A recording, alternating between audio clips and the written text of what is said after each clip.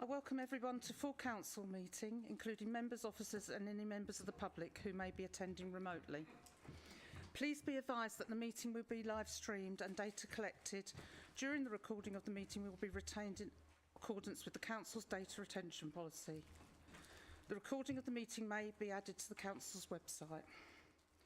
The following staff are in attendance: Chief Executive, Director of Resources, Monitoring Officer, Democratic Services. Agenda item 1 is the emergency evacuation procedure. There is no scheduled test of the fire alarm, and if the fire alarm does sound, please leave the building quickly using the doors signed as fire escapes and assemble in the car park at the front of the building and await instructions. If there is anyone in attendance that might require assistance in evacuating the building, please make themselves known.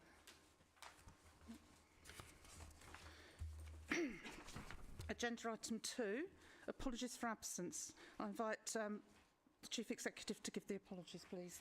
Thank you, Madam Mayor. We've received apologies from Councillors Carnell, Simon Clark, Jays and Speed. Thank you.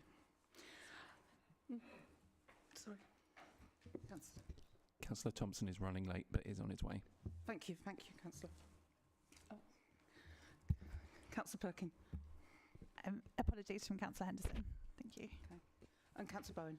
Councillor Pete Neal. Okay, thank you. Agenda item 3, declarations of interest. Do any members have any interest to declare? I'll take that as a no. Agenda item 4, minutes of the last meeting. Do members approve the minutes of the council meeting held on the 21st of February 2024, minute numbers 666 to 681 as a correct record? Agreed. Thank you. Right, my announcements. I can't believe it's a year, all but 6 weeks. So it's just gone so fast. But after a quiet start to the year, the last few weeks have been very busy and really enjoyable. Here are some of the highlights. I represented Swale at the Commonwealth 75th anniversary flag raising ceremony at County Hall. And the international theme continued with being invited as a guest speaker at 2 events in Swale for International Women's Day. The first was at Diversity House, where I spoke about the inspiration and inclusion of women in today's society and my role as a woman and girls ambassador. The second event was at the Criterion Theatre in Bluetown, where I spoke about the life of a busy woman, and I know that. My Mayor Cadet Lauren attended both of those events, which I think was really important for a young lady to be there and listen to all the talks that were held on those days. They were very interesting. A couple of weeks ago, we attended a very inspirational cultural event at the Islamic Centre in Minster, a feast and celebration of Ramadan and interfaith cohesion. Such an uplifting event as was attending the Mother's Day service and celebrations at the Catholic Church in Sheerness, both communities making us so welcome. Events with children and young people also played a big part in our engagements over the last few weeks. We attended a Young Rotary Musician of the Year competition and were absolutely blown away with the incredible talent and these young people, and honoured to be present the prizes. So we also attended the Merston School's tree planting event and spoke to the children who were enjoying the planting of the trees and getting very muddy. They certainly were enjoying themselves. Last week I was delighted to be one of the judges for the Sittingbourne Carnival Court and was able to present them with their sashes and crowning them. So it was really lovely, and we got a diverse choice of girls this year, so it's really, really nice. The Easter Dementia Cafe was very special. That's held at Oasis Academy. It was also an absolute delight, with local primary schools performing Disney songs and doing all movements to the songs, and Oasis students showcasing their own talents, dance and music. Students picked the music particularly for the 50s and 60s, because now when we look at dementia victims, it's not the age group that's don't want World War II songs anymore. It's going to be people that want Elvis and the Beatles. And I was very surprised that a young group actually played the Doors, for those of you who remember the Doors. So it was really inspirational. And all the guests thoroughly enjoyed it. And as always, it was an absolute pleasure to attend the awards ceremony for Challenger Troop, which is one of my chosen charities, and presenting some of the cadets with their Special Achievement Awards. Other events that I attended were, in short, the Blair Park Staff Awards for the care home. That was absolutely really good fun, really lovely. MS Swale, and they had their spring lunch, and we've been supporting them over the last 4 years, Paul and I in our mayoral roles. And the Veterans Breakfast Club, as well as several out-borough charity events, raising awareness for Ukraine and all sorts of things with other mayors across Kent. I was actually going to say, finally you see some sponsor forms at the front. We have actually got some sponsor forms. I will put them out. It's basically, and they'll be in the parlours after this evening's meeting, there's a charity cycle ride this weekend. And it's our CEO, Larissa, Robin, our legal, and he's not here, but Billy Atway, our officers that have organised this for me. And they've got families joining them. And my lovely consort, Paul Stephen, is doing the ride as well. So I'd love you all to be able to support it. It's for the three mayors' charities. So if you can put your hands in your pockets, otherwise I might lock the doors and keep you all here for the night. Okay, but it'd be lovely if you could support us. Okay, and raise lots of money for these worthy charities. I will also put out. There's some flyers for my two other fundraisers. There's still spaces available on the All Aboard one, and the handbag one has become very popular, but if you want to come along, you can book places. It's all the money's going to the charities. So that's my announcements. Thank you.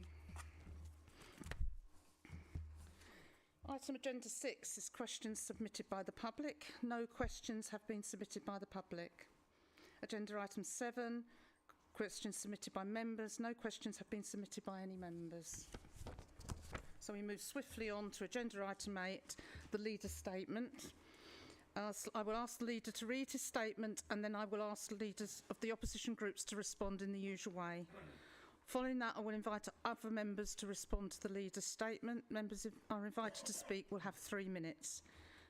This item has an overall time limit of 30 minutes to ensure broad fairness. I will try and invite responses from members of the administration and opposition groups in roughly equal numbers. So this may mean that I deviate from the order in which members have indicated to speak. Please could I remind all members that the responses must be to the issues raised in the leader's statement. So then I now please invite Tim Gibson, the leader of the council, to do his statement. Thank you. Thank you, Madam Mayor. Good evening, members. I stand before you this evening on what is a truly momentous occasion for Swelborough Council, an occasion when each and every one of you will be creating your own little piece of history, participating in this full council meeting. On the 1st of April 1974, exactly 50 years ago, on Monday this week, the council was formed as a district council, a council named after the stretch of water separating the Isle of Sheppey from the mainland, which was awarded borough status some 4 years later in 1978. Interestingly, the council of the day in 1974 was one of no overall control and had no mayor, but instead had a chairman, the first of which was Councillor R.D. Sharrock. Had we not had the sad passing of Councillor Ken Ingleton last year, I'm sure that he would have been able to provide us with more in-depth historical musings from those times. Moving on, we've successfully bid for funding of just over £227,000 through Sport England Swimming Pool Support Fund, working with Faversham Pools Trust to retrofit Faversham pools with a new energy-saving measures. The existing air handling unit, responsible for heating and filtering the air in the pool facility, is in urgent need of replacing. The grant will fund a new air handling unit, which aims to make heating more efficient, together with additional improvements including variable speed fans, greatly improving energy efficiency, air quality, and importantly, reducing costs, in turn helping the Faversham pools offset their significant increases in their own energy costs. Further good news for us is that the council has been awarded nearly £33,000 from the Rural Payments Agency to bolster our work tackling waste-related crimes. As a borough, we have some of the highest levels of fly tipping in Kent, which costs the council considerable time, money and resources to clear. The funding, amongst other things, will be used to buy additional CCTV cameras, which will be used to deter fly tippers, gather evidence and help the council to catch repeat offenders. We'll also be using part of the grant to fund a campaign to promote awareness of householder responsibility and duties when disposing of their waste. We will be highlighting the imperative to use licensed carriers and to ensure that carriers provide waste transfer documents to those residents using them.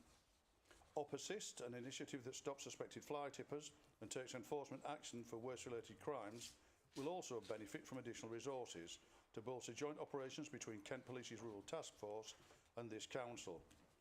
The funding announcement follows the council approving changes to waste-related fixed penalty notices last month, seeing the fine for serious fly tipping increase to £1,000. As a council, we will continue to work on preventing waste crimes and identifying those responsible so we can make Swale a cleaner and healthier place for all. It is worth highlighting that the council's income from the fixed penalty notices can only be used for environment-related schemes, and we use much of it to help fund initiatives which focus on tackling fly tipping and littering, of course.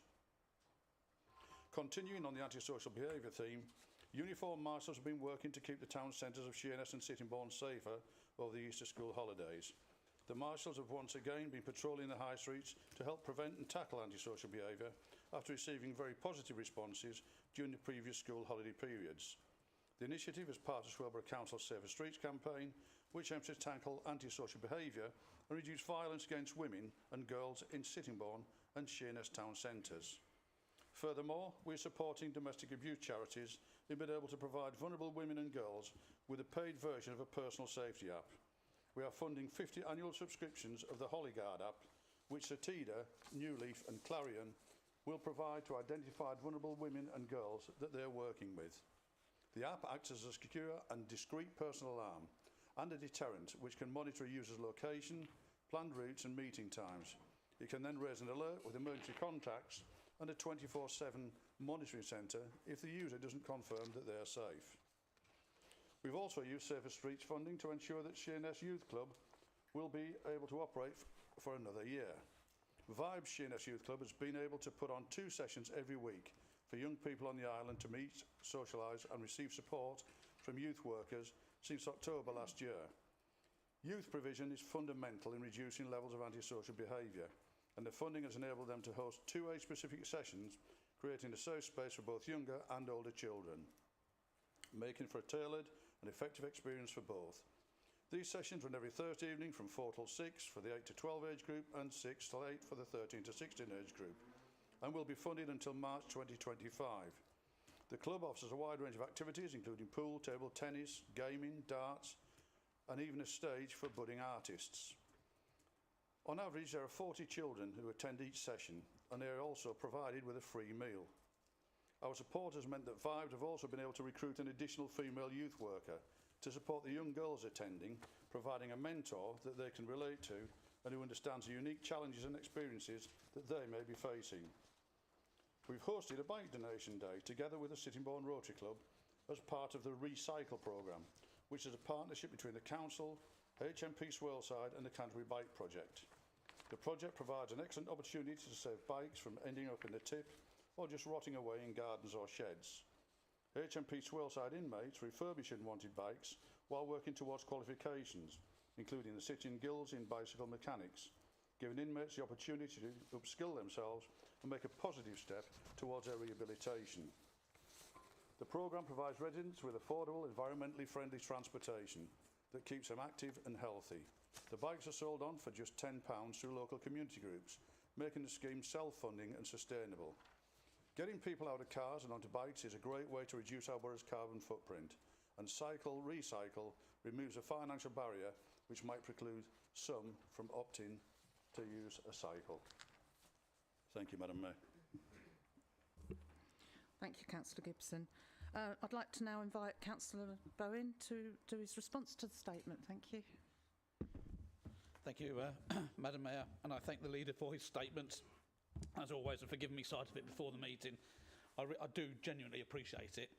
I echo also the birthday sentiments for Swale Borough Council, but also glad there is no cake in fear of triggering any fire alarms with 50 candles. 50 years of council meetings, mostly in this very chamber. I bet those pictures could talk and have some tales to tell about what's happened in here over those years. Well, there again, they may actually say, oh, I wish they'd put a sock in it.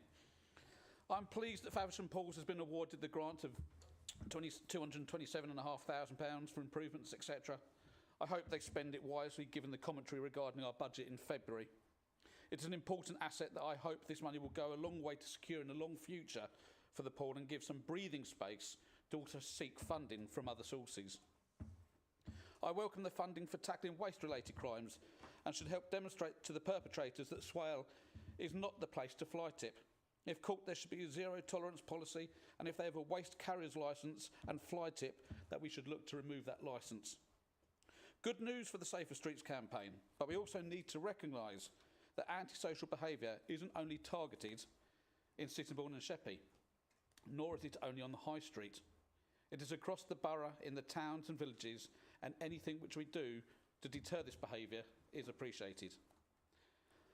I have mixed views on the Holly Guard app. Mixed only in that it is only 50, where domestic violence is abhorrent. I'm sure the leader would appreciate.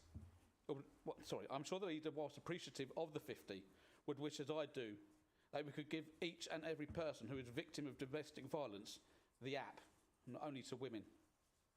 Overall, this is a positive statement on how we are supporting the various external bodies, which is great. But as we know, as we now know, hopefully move towards a drier and better weather for summer, there are plans for continuing some of these for the summer holidays and possibly extending them to other, maybe more areas. Then we no doubt move into an even more speculation period, or indeed an actual general election period, where there will be the political grandstanding, something I'm sure we all look forward to. Yahoo. Whilst things are happening outside these chambers, respectfully, there isn't much news on what this council are doing internally to support our residents and also ourselves.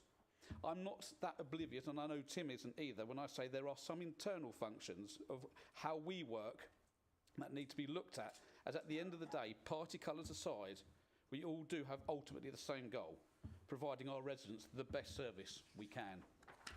Finally, as this is my last opportunity before annual council, Madam Mayor, I don't get the chance to thank you very often, so I'm going to do it now. I don't get it at annual council, so I'm going to do it now.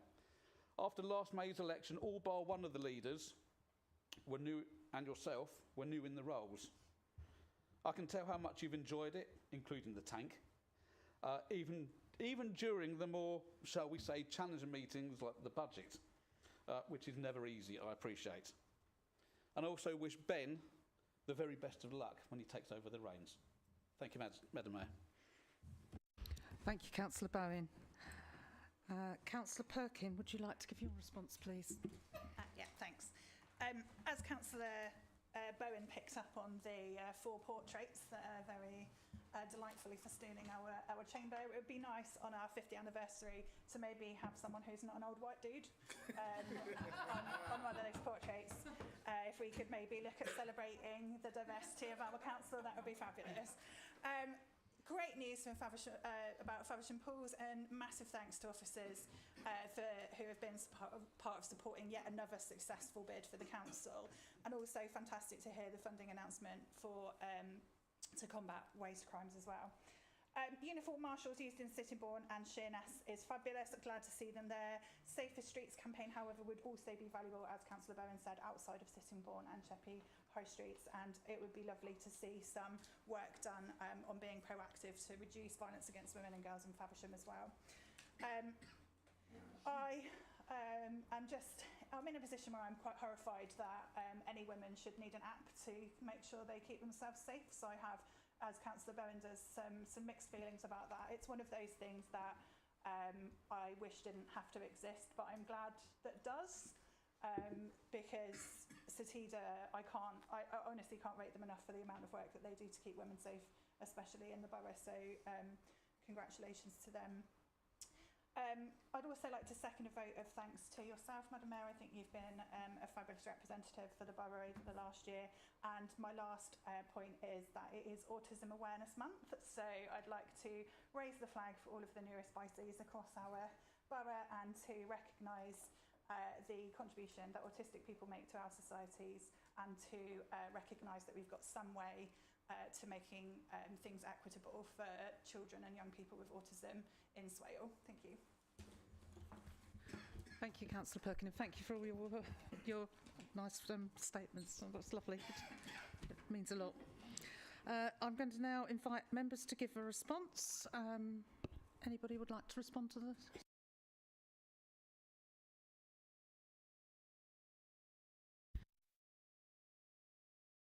Thank you, Madam Mayor. I wanted to make it really quick. Thank you very much, Councillor Gibson, for highlighting that we've had issues with fly tipping in the borough and it's a historical problem. So I'm really pleased to see initiatives coming forward to help what residents feel would like to be seen more, which is enforcement against fly tipping and other waste-related concerns, and I'm sure I will be supported by all of my fellow ward councillors when I say I would quite like to see waste and fly tipping take up less of my time as a ward councillor at the moment and ongoing. So congratulations to officers who's achieved that. Well done, thank you. Thank you, Councillor Worcester. Is there anybody else that would like to speak? If not, I invite Councillor Gibson to come back. Thank you, Madam Mayor. Firstly, on the safer streets and antisocial behaviour elements, unfortunately we were restricted somewhat by the PCC in terms of what areas that we could do. So it wasn't really within our gift to that, but it's certainly something that I'm well and truly aware of. And as Councillor Bowen says, it doesn't just apply to the town centres, it applies to rural crime, everywhere. So antisocial behaviour, does exist beyond Sittingbourne and Sheerness High Streets, and I'll be the first to acknowledge that. Quite right, the Holly Guards. I hear what Councillor Perkin was saying there. Wouldn't it be great to be in a world where we didn't need to have any of those things? Sadly, we're not. And Councillor Bowen, you're right. 50 doesn't seem a great deal, but I guess that's 50 potential savings of victims, and without being too dramatic about it, possibly even lives. And you and I have both had conversations about the supporting residents through the internal processes and making sure that we get those right as well. And giving our commitment that as a council we will do that and continue to do that, and rightly so.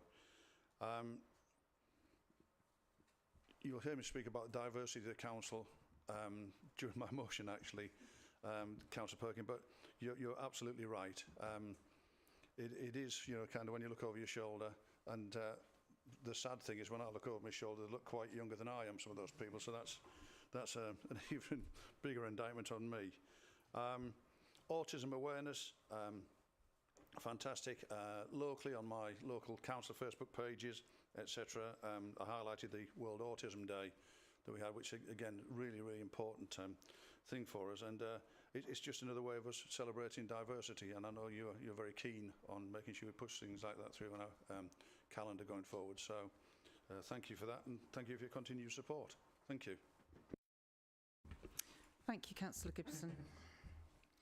Okay, so we now move on to agenda item 9, which is the first of our 3 motions. And this is about action to address the violent threats, harassment, bullying and intimidation against elected representatives. Councillor Gibson, I invite you to propose the motion. You have 5 minutes to speak. Thank you, Madam Mayor.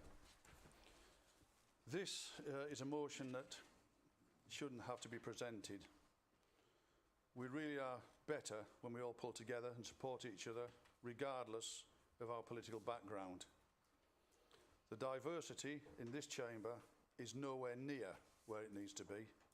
However, if I was asked by a young person, should they become a local councillor? In all honesty, I'd struggle to answer that in a wholly positive manner, which is a real pity, given that my own grandson, as a teenager, sits there regularly, he's not here this evening, but in the public gallery at council meetings with a genuine interest in politics. Those in the chamber who've not been subject to some form of abuse, I would suggest are in the growing minority these days, which is an all too sad reflection. I believe if we continue to accept the toxicity that pervades politics as the norm, it will ultimately damage democracy. We will all remember too readily events such as the horrendous murders of Joe Cox and David Amis, which, whilst at extreme end of the violence scale, should help us to reflect on just what level is acceptable.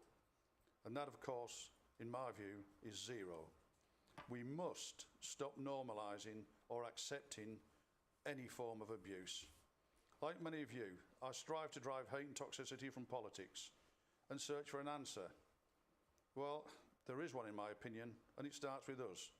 We must all play our part in setting the tone, respecting each other, and setting a high bar. In doing so, will inspire trust from those that we serve. It is at that point that, having done what we can, it is for the authorities to step up and use the powers already vested in them to act expediently and appropriately to deal with it. I have personally been verbally abused, with the perpetrator wishing that I and others die a slow and painful death. And many colleagues, I'm sure, can relate to having been subjected to similar, if not so aggressive abuse, be it verbally or online. It has to stop, and stop now. And hopefully this motion will provide the impetus for ensuring that it does. Thank you, Madam Mayor. Thank you, Councillor Gibson. Councillor Perkin, are you going to second the motion? Do you want to speak now or reserve your right? I reserve my right, thank you. Thank you, Councillor. Then, now, there's been an amendment. There's an amendment to the motion, has been received and circulated to members and published on the Council's website. Now that the motion has been proposed and seconded, I invite Councillor Bowen to propose your amendment. Thank you, Madam Mayor. Just to read out, for make sure people are aware, so what the actual amendment would read in terms of the proposal. This council utterly condemns the increasing levels of violence, threats, harassment, bullying, intimidation against our elected representatives in Parliament, and increasing, and this is where the slight changes, all levels of local government, and calls on government to keep up the pressure on chief constables to use legislation they already have at the disposal to deal with it. This council calls on the leader to raise at Kent leaders with a view to a joint meeting with the PCC and chief constable to discuss their plans to deal with this escalation. The reason for this amendment is not to downplay the severity of this issue, but simply to ensure that it is clear that this issue applies to all levels of local government, be it parish, town, borough, district and county councils. The original motion wording we felt may have implied this, but these minor changes to words make it absolutely clear that no matter what level people give their time to preserving our democracy, threats of violence should be treated the same regardless of the level they operate at. It should never be the case that a threat of violence or death to a county or death threat to a county councillor or MP is treated any less different to that of a parish councillor. I move. Thank you, Councillor Bowen. Councillor Hunt, I invite you to second the amendment. Would you speak now or reserve your right? Thanks. Happy to second this, and I'll speak now, if that's okay, because Yes. I haven't got much to say on it. It's a couple of words which hopefully everyone will support. I can't see, hopefully, fingers crossed, there be any issues. But it's just to make sure that it is clear that we are covering all forms of local government. Thank you. Thank you, Councillor Hunt.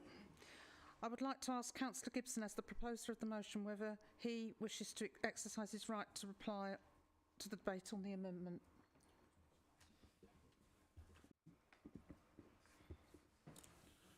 Thank you, Madam Mayor.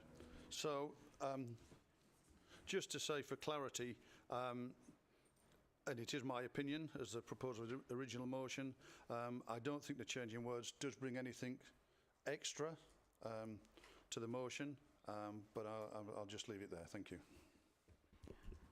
Thank you, Councillor Gibson. I'm now going to be inviting members to debate the amendment, and I think I've already got my Councillor Baldock. Thank you, Madam Mayor. Yes, when I was reading the motion and the amendment, I think it's a shame that the printed amendment doesn't contain the whole amended motion, because that is confusing, and I had asked for that to be clearly pointed out. I actually think the amended motion does read better. Local councils, people don't tend to think of unitary as local councils. County councils, people don't always think of county councils as local. They think of your borough. I think the amendment, all levels of local government, does quite clearly state your county, your unitary, and your parish council and town councils. So for that reason, I think the amendment improves the motion. It's not a huge change. I'm sorry it hasn't been accepted, but I think it is a more clear and more embracing change that has been proposed. So I would support the amendment. Thank you. Thank you, Councillor Baldock. Councillor Christine Palmer. Thank you, Madam Mayor. I first heard about these proposals to combat the violence at government level when it was on the news some weeks ago, and I thought that there were so many people facing intimidating and violent threats from the public through their daily work. So I asked some family, friends and local residents what they thought about this motion, and most of them, their first instinct was, well, what about us? So I decided to do some research, and some facts and figures for you. Since 1882, 6 politicians have been assassinated. That was in Ireland. They were Irish politicians. Joe Cox was in 2016 and David Amess in 2021, and they were all tragic deaths, and there is absolutely no excuse for the behaviour of the people that committed them. But also, some other statistics are that 121 serving police officers, whilst on active duty, were murdered. 300 plus Royal Ulster Constabulary members were murdered in Ireland during the Troubles.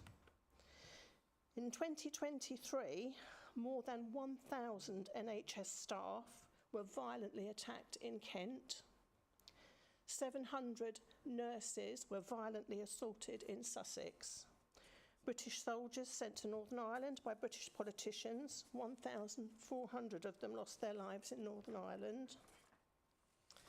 And I just feel that regardless of the levels of violence or bullying in any shape of form, it's not just politics at any level that needs protection. I think it's just people in general. And I spoke to one of the people I asked was my grandson. And when I asked him about what he thought about this motion, he said, what about my classmate, the 15-year-old girl who was stabbed in Sittingbourne recently? Who was protecting her? Thank you.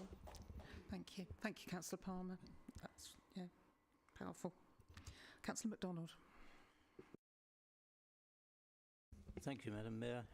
I also really concerned that the general public and other people are, yes, we know that councillors and MPs and others need absolute protection. So do our officers, because they can be subject to this. And only about a week ago, I was notified that I actually attended the City of London School when I was young, and one of our, he was only 36, one of our presumably pupils at some time, he's an Iranian TV chappie, he was stabbed outside his home.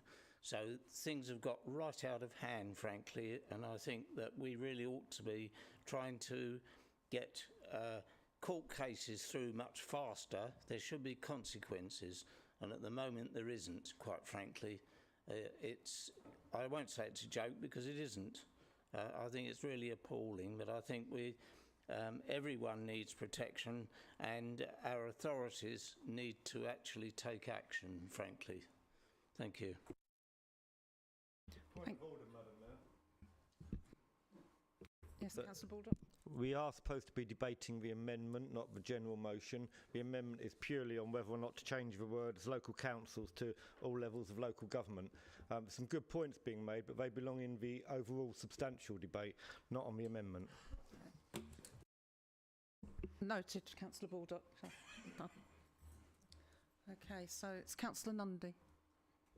After what Councillor Baldock has just said, Madam Mayor, I think I'll wait for a minute. Councillor Winklis. Thank you, Chair. The same with me. I will come back with the so-called substantive motion. And Councillor Palmer. Thank you, Madam Mayor. I was going to echo similar, that we are drifting off of what the amendment was, and looking at the both. I mean, I can't support either of them really for some of the things that were said earlier, but I would say that if I was to support one of the motions or one of the amendments, the version that was by Councillor Lloyd Bowen, I think does sum it up quite well, but I won't be supporting the motion at the moment because I'll listen to the debate, but I think we need to get back and either decide which motion we accept. Thank you. Sorry, the amendment. Anyone else want to speak on the amendment? Yeah. Councillor Martin. I actually support the amendment on the grounds that it doesn't just add in county councillors and make that explicit. It actually adds in our directly elected mayors, should we have them in this area, and police and crime commissioners, which we do have in this area already. That is another tier of local government that was missing from the original motion, so I will be therefore supporting the amendment. Has everyone spoken that wants to speak? Okay. So, I'm now going to ask you members to vote with a show of hands. So all those in favour of the amendment, can you please raise your hand clearly?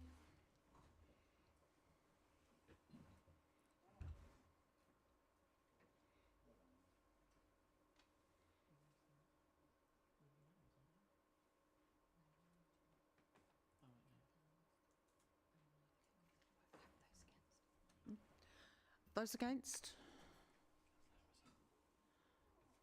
And any abstentions? Yeah. Okay, the amendment to the motion has been carried. So I open the debate now for members to debate the motion, please. Councillor Bowen. Thank you, Madam Mayor. And also to Councillors Gibson and Perkin for bringing this forward. This is a motion that, just like the GP motion a few months ago, surely must get unanimous support, I hope, from all corners of this chamber. Threats of violence against elected officials are not only reprehensible, but also undermine the very foundation of democracy. As members of a civil society, we must vehemently condemn any form of violence or intimidation aimed at those who serve in public office or serve those in public office, staff and officers. Such threats do not only jeopardise the safety and well-being of the individuals targeted, but also undermine the democratic process itself. Elected officials are chosen to represent the will of the people and to work towards the betterment of society. Disagreements should be resolved through peaceful and lawful means, such as dialogue, debate and the electoral process. It is imperative that the police thoroughly investigate any threats of violence and take appropriate actions to ensure that the safety of elected officials and the integrity of our democratic institutions. Furthermore, as citizens, we must actively promote a culture of respect, tolerance and civility in our discourse, rejecting violence and intimidation in all its forms. Research carried out by academics at De Montfort University on behalf of the Association for Public Service and Excellence suggests that almost half of councillors have had a serious incident of abuse. Furthermore, data by the BBC shows 22% of councillors say their local authority received public abuse that was so severe they had to put in place an action plan to ensure someone's safety, such as involving the police or bringing in security. The Local Government Association, 27% of councillors said they would not stand at the next election, and 2/3, 68% of respondents to a survey said abuse and intimidation had influenced their position on whether to stand again. We have had experiences amongst the members in this chamber. Councillor Speed in the past has been threatened, reported it to the police, who did, in Councillor Speed's words, nothing. I am sure others will also be able to share incidents. The issue needs addressing, and the police have the powers to deal with incidents and must use these powers before someone is seriously injured or worse, killed. I would also suggest, whilst not an amendment, that if hopefully, when this motion is passed, we could also include a letter to the Justice Minister and the Minister for Police. In times of political disagreement, it is essential to remember that the strength of democracy lies in its ability to resolve differences peacefully, uphold the rule of law, and protect the rights and freedoms of all its citizens, including those who hold public office. We have a role to play in this, but the police and legal systems also must back us up when we report issues. Yes, we have freedom of speech, but threats to the health, well-being and safety of democratically elected members and the people who support them is not a freedom of speech, but more akin to hate crime. I will be and urge all members to support this motion. Thank you. Thank you, Councillor Bowen. Councillor Nundy? Thank you, Madam Mayor. I do agree with the sentiment of the motion. Obviously, nobody should be subjected to bullying, threats or intimidation. However, I do think that we employ staff at the council, people that check car parks. They take a lot of threats, they take a lot of abuse and they take a lot of bullying. We have hundreds of people, as Councillor Palmer said earlier, about police and other areas of society where people face abuse. But take it down to the absolute basic level. Someone working in a pub on a Friday night, they get loads of abuse. Someone working in a shop. I don't disagree with what the motion is saying, because nobody in this room should ever suffer that, but equally nobody in Swale should ever suffer that, and that's what I think we really should be fighting for. Thank you. Thank you, Councillor Nundy. Councillor Winklis. Thank you, Madam Chair. Yes, I will totally be supporting this motion. Some years ago, not long after I got elected in Milton Regis, I had people on my doorstep threatening me, calling me a grass because I'd had to sort out a drug issue, and that was reported by residents, and I was threatened. The police came round, took the voicemail and listened to it, and fortunately the individual at the time was known to the police, and they soon went and traced them, and they were taken to court. So basically no one in this chamber or anybody council in public life at all should have to be threatened like that, especially as we're getting more female councillors in this chamber. I think men could probably us men could hack it a little bit better, but it can be very intimidating for women. So I am totally behind this motion. Thank you. Thank you, Councillor Winklis. I've now got Councillor Richard Palmer. Thank you, Madam Mayor. It's great that we're having this motion and this debate, because there is a lot of violence. I faced violence when I was in the ambulance service. I've had glasses threatened with a broken bottle. I've been threatened with a knife, with a shotgun. I didn't hear any councillors then wanting a motion for that. And I think that's what the public will see. Our shopkeepers, our residents, our school children. We've been saying about this for 20 or 30 years, and the politicians have ignored us. Until it happens to them, then they have a motion to be. This to me is just self-serving politicians saying, oh dear me, we're facing what the public face. How terrible. I think you need to wake up. I was standing on a polling station on the 14th of September in Minster Cliffs outside Abbey Hotel. There was a politician there shouting and abusing another politician. The members of that group know about it. No action taken. No action taken whatsoever. So if you're going to vote for this, why didn't you take action then? A chair of a committee raised a concern. No action taken. So, members, when it becomes too aggressive and you're thinking the public are having a go at you, think about how some of our members have behaved. And really, I can't support this motion because I've listened to some of the members of the public. What they were saying when the ME said we need to have better protection, we're going to spend several £1 million. Yes, people want people convicted. They want the police to do the job. But we are the ones who should be pushing for that for our public, not just for ourselves. So if you vote for this motion, I think it's a very self-serving motion. And I accept people have probably faced a lot of anger from people. I have. I faced a lot of anger. And I know members who have been spat at and abused, and it's wrong. It shouldn't happen. But we should not be doing a motion just about us. How self-serving and sanctimonious that is. Thank you. Thank you, Councillor Palmer. Got Councillor Harrison next. Thank you, Madam Mayor. There is a lot, increasingly, of anger in this country. There is a distinct lack of tolerance, and increasingly a minority of a minority of a minority are setting the agenda. We in this council are elected to represent and look after the interests of the people in our patch. If I think, well, I better not say that because I might get a load of abuse online. I don't see it, so it don't bother me. But I know the rest of you do.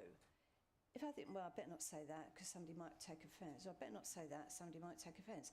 I've sat in this chamber for many, many, many years, and I've sat here and thought, Jesus, they're talking out the back of their heads. But I'll defend to the death your right to have your opinion. And increasingly out there, there are people who are not. The point of this motion being about elected representatives, we do work in a democracy. It might not seem it at times. We're elected to look after the interests of our residents. If we're not here to say, yeah, and that ambulance station there's getting a lot of antisocial behaviour, and that shop down there, what are we doing about that? If we're not there to raise these issues, who else is going to? So it's not, oh, let's look after ourselves. We are elected to look after the interests of our residents. We are not paid a salary as workers are. I had terms and conditions when I was full-time employed. And it was my employer's job to make sure that I was okay. They had a duty of care towards me. What happens if increasingly, well, there isn't an election in, let's say, Minster Cliffs because nobody wants to put their head above the parapet to get it shot down? It's a very, very slippery slope. We need to make a stand. And yes, over many, many years, the police have had all sorts of tools and legislation to deal with this sort of issue, and they have chosen not to. Now, maybe the PCC, depending on whether this gets passed and when the leader manages to get hold of said PCC, depends who it is, you know, whether that PCC is prepared to use the tools in the armoury to actually say, no, enough is enough. Because if we're not prepared to shout the odds and say it's not right in our country, who the hell is? We are representatives. We are not paid employees. 3 Thank minutes. you, Madam Mayor. Thank you, Councillor Harrison. Councillor Worcester, please. Thank you, Madam Mayor. I take Councillor Harrison's point and I take Councillor Palmer's point. And I think we'd all welcomed the fact that our police service now and our ambulance service and our fire brigade come under the protection of assault against an emergency worker. And I think we all welcomed that step forward for our emergency service workers. It's not everything, absolutely not, but it is something. And I think motions like this set our cap in the right direction and making sure that people who come after us and people who work under us know that their elected representatives are looking in the right direction. the only thing I wanted to say about the motion was that as a member of a parish council and a town council, I welcome this because I will be taking this news back to my town and parishes, and it encourages me to put motions forward myself to make sure that our towns and parishes are also feeling strong enough to stand up and say, this matters to our borough council, this matters to our KCC council, it matters to town and parishes as well. And hopefully we can see positive work moving forward where people feel confident under those small groups to step forward and to be elected in future. Thank you. Thank you, Councillor Worcester. Councillor Hunt, please. Couldn't read my own writing, sorry. Yes, Chair.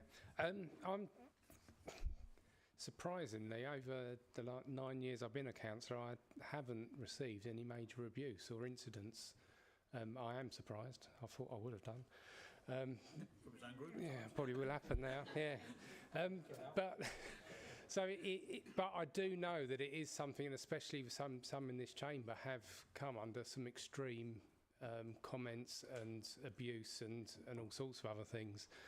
And I think I agree that there are things in place that deal with this already, but the police don't take it serious enough. And I don't think there's going to be any harm. There is obviously a lot of people in society that have abuse and harm, and we need to be doing it. But I have raised it before with the Police Crime Commissioner, and I asked questions on it, and it said that, well, things are in place and we can deal with it, but the police don't deal with it. And I think that's the thing, that having this meeting is just going to help in some way to try and push that forward and make sure that the abuse that is coming from to elected representatives, just being your political party, so you're going to come up and someone's going to stab you just because they don't like it. It is getting more extreme, and I think this is a good move forward. So I would support it. Thank you, Councillor Hunt. The 30 minutes is coming very close now, so I've got 5 other speakers and I'm not going to be accepting anyone else onto the debate now. So I'm going to ask Councillor Bonnet, please. Thank you. I kind of understand the sentiment of this motion. However, I look at the behaviour of some of the councillors and what has happened recently over the last few months, and I'm pretty appalled. And behaviour that's been condoned time and time again, and when it's been called out, nothing's been done about it. And actually, all that does, in the public's view, is incite intolerance and incite rage. I mean, we can only look at the central government. Feels like we're ruled by a banana republic, quite frankly. And I can understand the rage of the public. I wouldn't condone it. I would never condone it. But I totally understand it. There's things going on that our residents are facing right now that I'd rather be debating, which are more significant to their daily lives. And I don't think we should separate ourselves from the rest of the public. In the eyes of the law, we are equal, and we should be treated that way.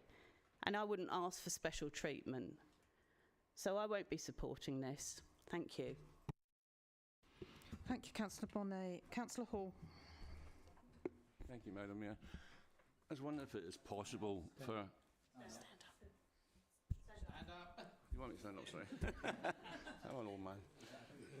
I'm wondering if it's possible to have a show of hands from councillors in this room to the ones that have been threatened. Could we do that? Yeah, I don't see a problem if people want to... Have been affected. Sure. I mean, I've been very lucky.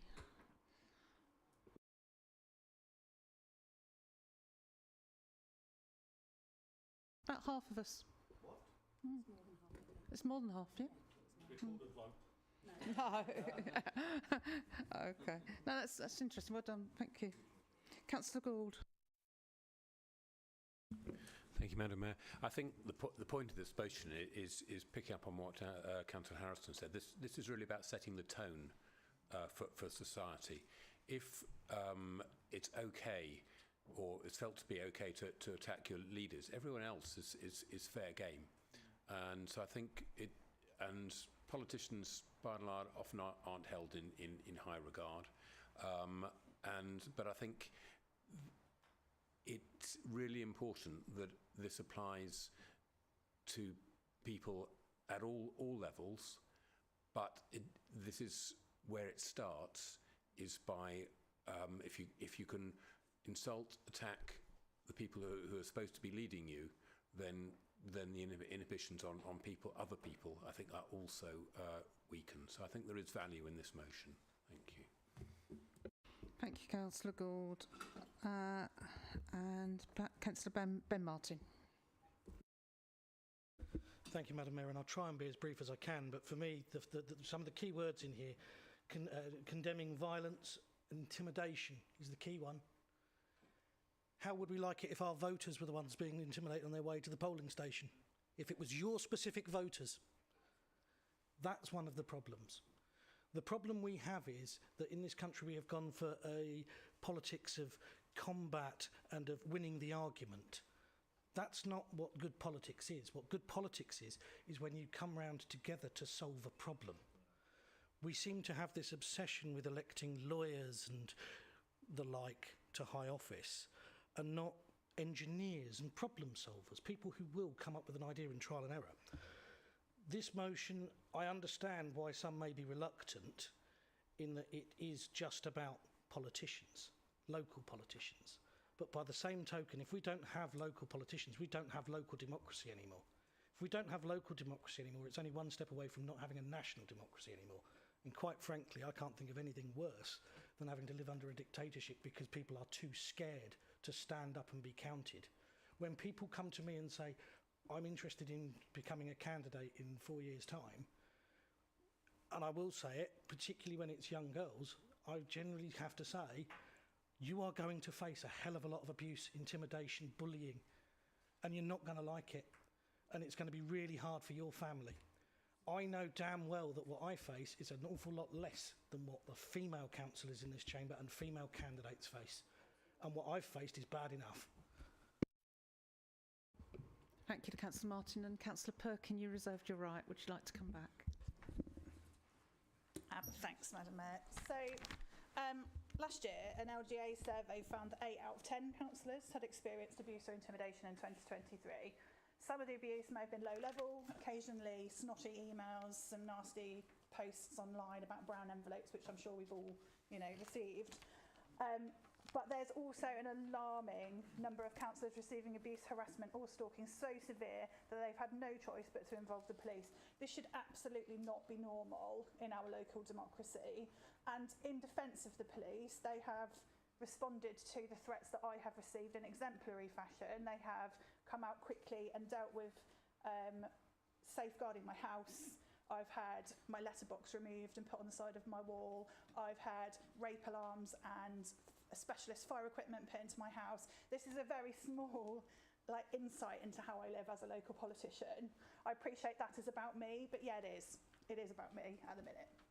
So evidence from the LGA report indicated strongly that councillors with protected characteristics, often woefully underrepresented in local government, were significantly more likely to be targeted with personalised abuse. Misogyny, homophobia, racism were particularly highlighted in the response to councillors. So the issue here is that if those people are put off standing, how is our democracy and our decision making representative of the people that we serve? It will not be. I could speak at great length about the things people feel that they can say to me, about me, the threats to my personal safety, the assassination of my character, that of the threats to not just me, but my children, my family, the property that I own, that I've received throughout my time as a local councillor and continue to be subject to. At points, it is completely exhausting. But I think that it is also super important to look for solutions. That is what this motion is about. It is looking for solutions to a problem that is absolutely endemic in our society, the abuse of local politicians and national politicians alike. The motion contains a good call to action, but it's also incumbent on all of us to hold ourselves accountable for the way that we speak to each other and to stand up for each other if we are facing abuse and to call it out for what it is. Being a councillor is an absolute privilege, and we cannot allow talented people to be put off of standing or to leave local government entirely because of abuse. Anyone, regardless of their background or the colour of their political badge, should feel safe to represent their community, and we are stronger for the diversity of that. It is an absolute step in the right direction. I urge everybody to support it. And this is not just about being self-serving, it is about protecting decision-making for our residents by diversifying the voices that are included in local government. Thank you.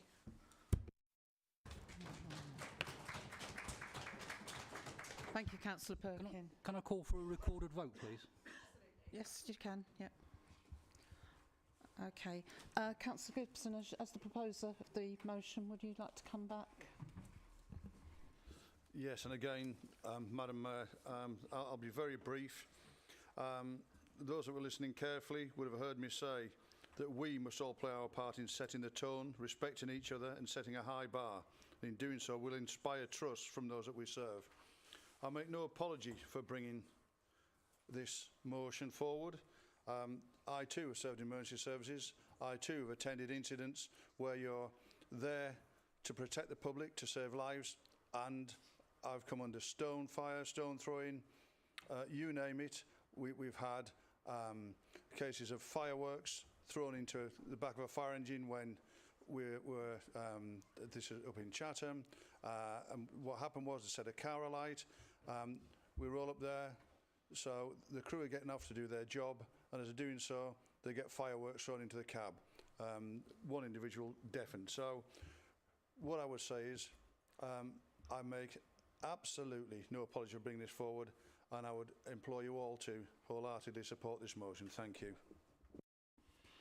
Thank you, Councillor Gibson. For us to have a recorded vote, I need 5 councillors to agree. Is there 5? Yeah. Thank you. Okay. I will call your names. I apologise, we haven't put the absentee people in if I call their name, but we'll have a go. Councillor Mike Baldock. Both sides have made very good points. I'm totally torn, and I'm going to do the really weak thing and abstain. Okay. Councillor Bonnet.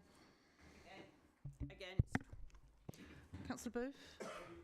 Sorry? Agreed. Sorry, I didn't hear. Someone coughed. Okay. Councillor Bowen. Agreed. Councillor Braun. For. Councillor Carnell's not here. Councillor Kavanagh. 4. Councillor Lloyd Chapman. 4. Councillor Cheeseman. 4. Councillor Clark. Roger Clark. 4. Councillor Simon Clark's not here. Councillor Gibson. Charles Gibson. 4. Councillor Tim Gibson. 4. Councillor Golding. 4. Councillor Gould. 4. Councillor Hall. 4. Councillor Harrison. 4. Councillor Mike Henderson's not here. Councillor Hunt. 4. Councillor Jackson. 4. Councillor Jays is not here. Councillor Last. 4. Councillor Lehman. 4. Councillor MacDonald. 4. Councillor Marchington. 4. Councillor Martin. Ben Martin. 4. Councillor Claire Martin. 4. Councillor Charlie Miller. 4. Councillor Leanne Moore. 4. Councillor Pete Neal. Not here. Councillor Torano. 4. Councillor Nundy. Abstain. Councillor Chris Palmer. Against. Councillor Richard Palmer. Against. Councillor Hannah Perkin. 4. Councillor Ashley Shell. 4. Councillor Junior Speed's not here. Councillor Paul Stephen. 4. Myself, 4. Councillor Terry Thompson.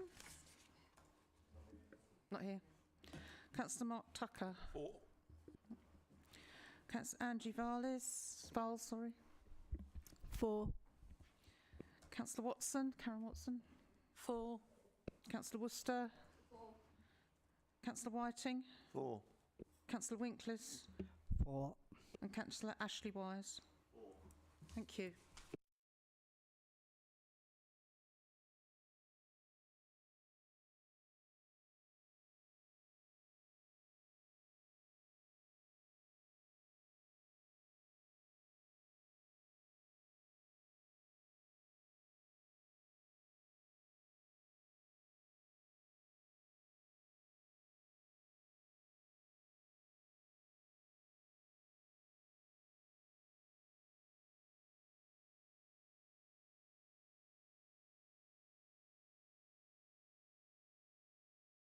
Okay, councillors, for the motion it's 35, against was 3 and abstains 2, so the motion is carried. Thank you.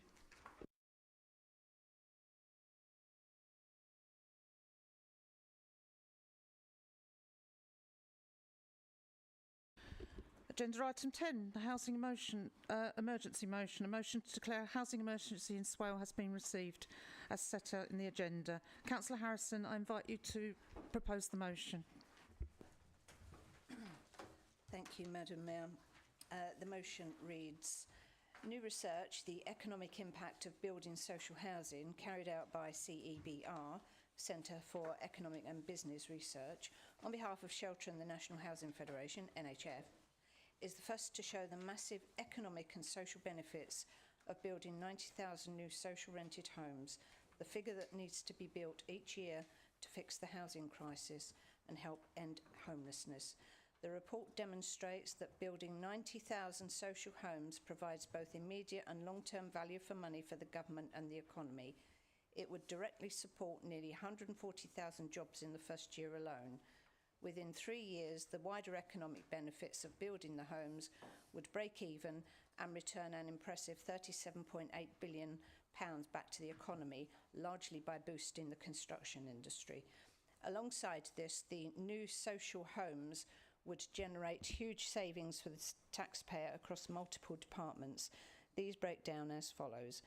£4.5 billion savings on housing benefit, £2.5 billion income from construction taxes, £3.8 billion income from employment taxes, £5.2 billion savings to the NHS, £4.5 billion savings from reduction in homelessness, £3.3 billion savings to universal credit. This report demonstrates that there are tangible solutions that the government are just not choosing to take, and locally we are left holding the problem. Despite the housing growth in the area, the delivery of affordable rented properties falls far short from demand.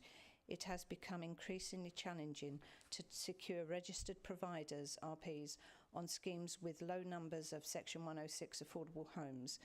However, the introduction of first homes as part of the Section 106 affordable housing contribution has been catastrophic and severely reduced the number of affordable social rented and shared ownership homes available to RPs. There is an increasing number of affordable homes being left dormant on approved sites across the borough. Currently in Swale, there are just under 500 affordable homes secured on Section 106 sites, but with no RP to contract and deliver these much needed homes. Despite working in effective partnership with RPs, including applying strategic partnership funding to provide additional affordable homes on land-led schemes, more innovation is required to enable smaller RPs to utilise available Homes England affordable housing grant to start to deliver homes in areas where viability is blocking delivering, but where homelessness and poverty are acute. At the Housing and Health Committee on 5th of March, the committee scrutinised the current spend on temporary accommodation and the current controls that are in place. The committee strongly feels that this situation is unsustainable and continues to represent an existential threat to local government. Whilst the council's teams will continue to do everything in its power to meet both the needs of its residents and its statutory obligations, the system was not created to deal with these numbers. The driving forces underpinning this are systemic and structural and are not in the council's control. Under current funding arrangements, the council does not have the resources to solve the problem alone. Over the 23-24 financial year, this has resulted in increasingly ordinary working families being priced out of the housing market through no fault of their own. Today, almost everyone knowing someone who is struggling to access housing of their choice, and the council's total net spend on TA in 23-24 forecast to be around 4.5 million, up from 2 million just 3 years ago, with scores of local authorities across the country similarly affected. 306 households living in TA, 2/3 of these have children. 1,684 households that are on the housing register. As such, this council resolves to 1. Declare an affordable housing emergency for the borough of Swale. 2. Recognise and endorse the work of the leader of the council in working with District Councils Network in highlighting and tackling this issue.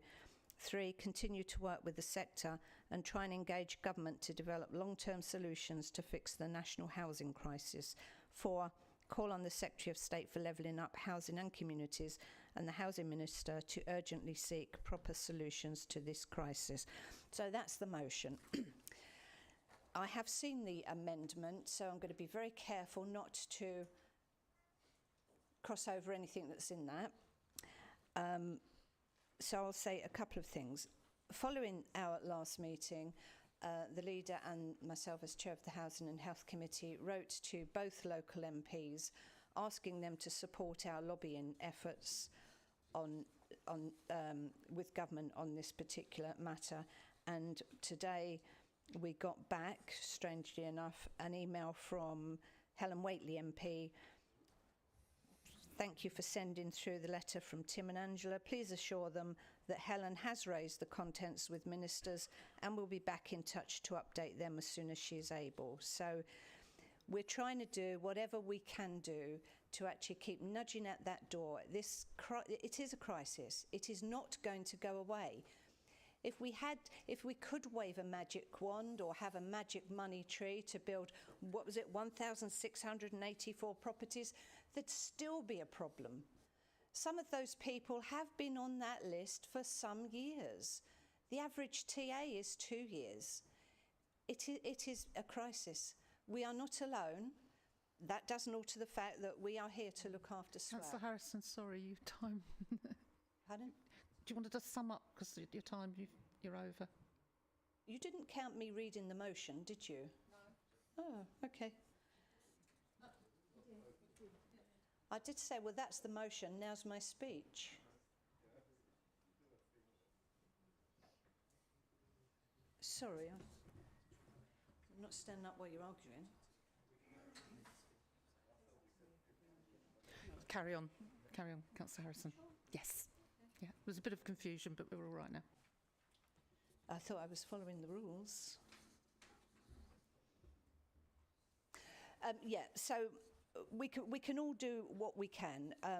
There are some issues that I will speak to under the amendment. The issue of the local housing allowance being set at 2011 levels has been raised over and over and over again by this council, by the leader at the DCN meetings that he goes to. How can you possibly say that will only help people based on 2011 rent levels, 90% of that as well? How can you say that? We all know the way that prices have gone up the last 2 years. You know, what about the last 12, 13 years? It's almost bordering on criminal. And these are families who are in a desperate position through no fault of their own. And if there is anything more that we can do, short, I will say, Madam Mayor, of bankrupting ourselves, I hope the 151 officer is pleased to hear that, short of bankrupting ourselves, if there is something that we could invest to save maybe, then I would be glad to hear it and have it looked into. Thank you very much. And I know that wasn't the full time, but you put me off my stroke. Apologies, Councillor Harris. Okay. Can I have Councillor Alistair Gould to second the motion and ask you if you want to speak now or reserve your right? Thank you, Councillor Gould. So an amendment to the motion has been received, circulated to members and published on the council's website. Now the motion has been proposed and seconded. I invite Councillor Ben J. Martin to propose your amendment. Thank you, Madam Mayor, and thank you, Councillor Harrison and Councillor Gould, for bringing forward the original motion that was discussed back at the Housing and Health Committee. I'm not going to use my time reading out the amendment. I think you've all had long enough to read it. I think I put it in a couple of hours after getting the original agenda. The reason being for putting this forward is that, as we've always said, when we support the administration and you're doing great, we'll say it. When we think there's room for improvement, we'll say it. And this is a case of there was room for a little bit of improvement. There are still things that we can do as a council that we are not doing. There are ways that we can try, and none of this is about spending extra money. It's about having a look at, can we tweak a policy here and there that might encourage registered providers to spend their grant money with us rather than somewhere else? Will giving a slight discount on how much they pay for a pre-app encourage them to come here? Will making the planning process smoother make it more likely that they'll come here? I don't want Hyde Housing and Moat and Southern Housing spending their grant money in Birmingham or London or Swanley or, quite frankly, Maidstone. I want them spending it in Swale where we need it. So it's a case of asking committees to look at a few items there where they can make minor tweaks, minor differences that might help. It's also about adding a few extra points on of what we're asking for. And I understand full well that the leader and others, and certainly when I was a cabinet member, I myself was writing and asking exactly the same questions. Yeah. Can we have the LHA rate increase, please? Yeah. Rents for social tenants and affordable tenants are capped, rent increases, but this year they were 7.7% because it's CPI plus inflation. Well, if the LHA rate and what we're allowed to claim for temporary accommodation ain't going up, that's just putting the problem back on us. And I just think it gives more power to the elbow to make that difference. There's nothing in there, I don't think, that's controversial. It acknowledges that there are elements that help with delivering affordable housing. So actually having shared ownership and RPs deliver a bit of market rent helps to reduce the market rent prices, but also enables them to reinvest in more social and affordable stock in our area. It's not controversial.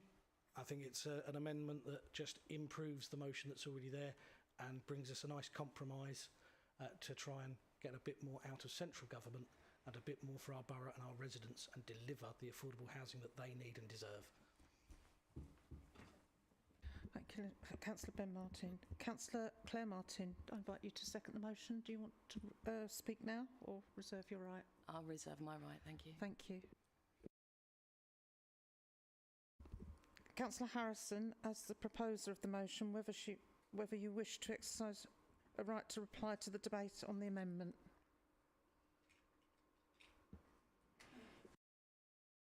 I could, not that there's been a debate. I've said that I'd be quite happy to, and I hope other people are, if there is anything we can look at that might make a difference. There are 3 points in particular, let's be fair. We're looking at number 6, P&R committee to consider introducing and implementing discounts on planning fees for RPs for land-led schemes which deliver new social rent homes. That needs to be looked at because that would have a financial implication to this borough. P&R committee to consider increasing the length of council tax exemption scheme for unoccupied properties, blah, blah, blah. I would want a cast iron guarantee that if we extend the extension, you're going to put that property in use within a given time. But these are things that I think are worthy of a debate. I'm not saying yes, I'm not saying no. I do think they are worthy of a debate. The other one, which was the land holdings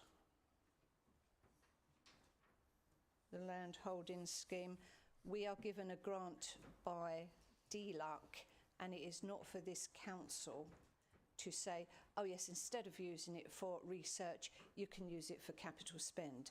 It would be for this council to, having discussed it, to lobby DLUC to say, look, we think we can better utilise this money that you've given us here and get into a discussion. And I think that is only right and proper that we have these discussions, because as I say, I think everybody who sits on housing and health, and I would hope everyone in this room, really feels for the people in this position. And if there is anything, short of bankrupting ourselves, that we can do, then we should actually be looking at these possibilities. So I hope that's fair, Madam Mayor. Thank you. Thank you, Councillor Harrison. I'm now opening the debate up to members, and I've got Councillor Baldock wanting to speak. Thank you, Madam Mayor. I do know that Councillor Martin has a lot of knowledge and expert knowledge in this field. So when he speaks on this, I listen. And I look at the amendments that he's proposed. It's all very well to say we should be doing things. What this amendment does is actually put it in writing. It says the policy, it doesn't commit the council to do anything, but it's to consider introducing, consider increasing, consider updating. But by having that in this motion, it means that it will happen. It won't just be a should. I'm taking all your right reply here, aren't I?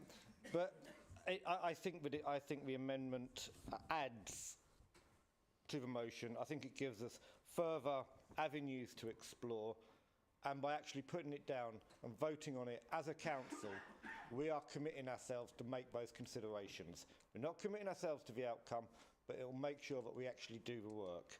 So I think it's a good addition, and I'm glad he didn't read it all out. Anybody else? Councillor Martin, you... Oh, MacDonald, sorry, Councillor MacDonald, I've got you down. Yeah, thank you very much, Madam Mayor. I've forgotten again. Yeah, I have to declare obviously a non-pecuniary interest because I'm a residential landlord. But apart from that, you know, this doesn't affect me. But I'm very concerned that properties that are empty aren't brought back into use very quickly.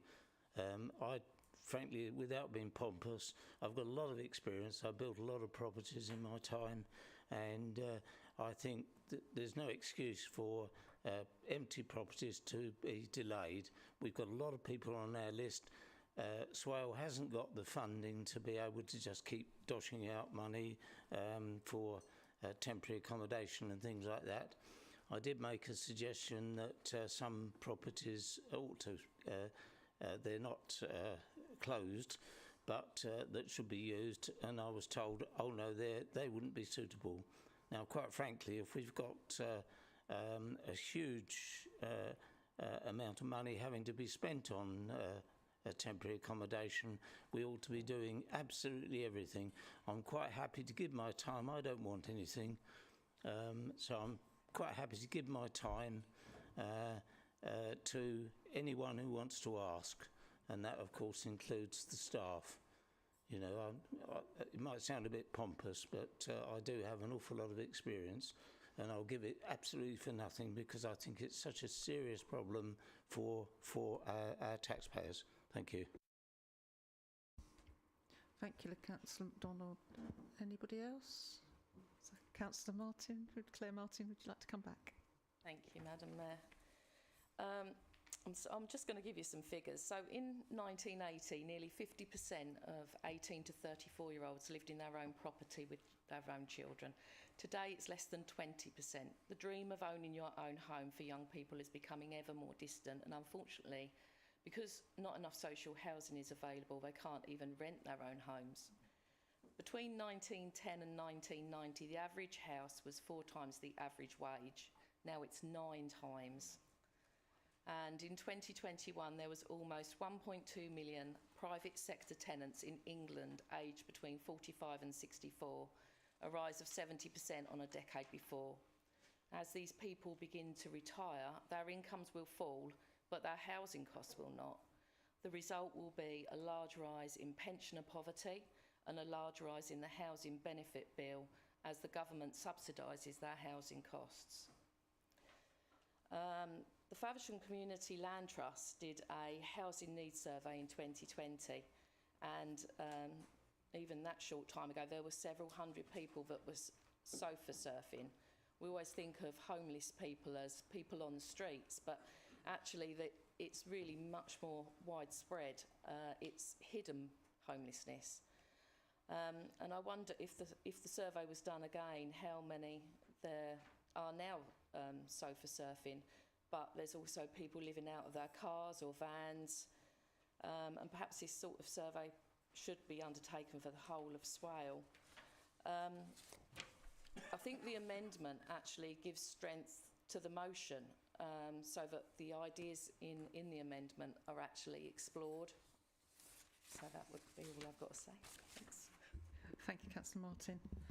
So we go to a vote now. So all members in favour on the amendment. Sorry, all members voting for.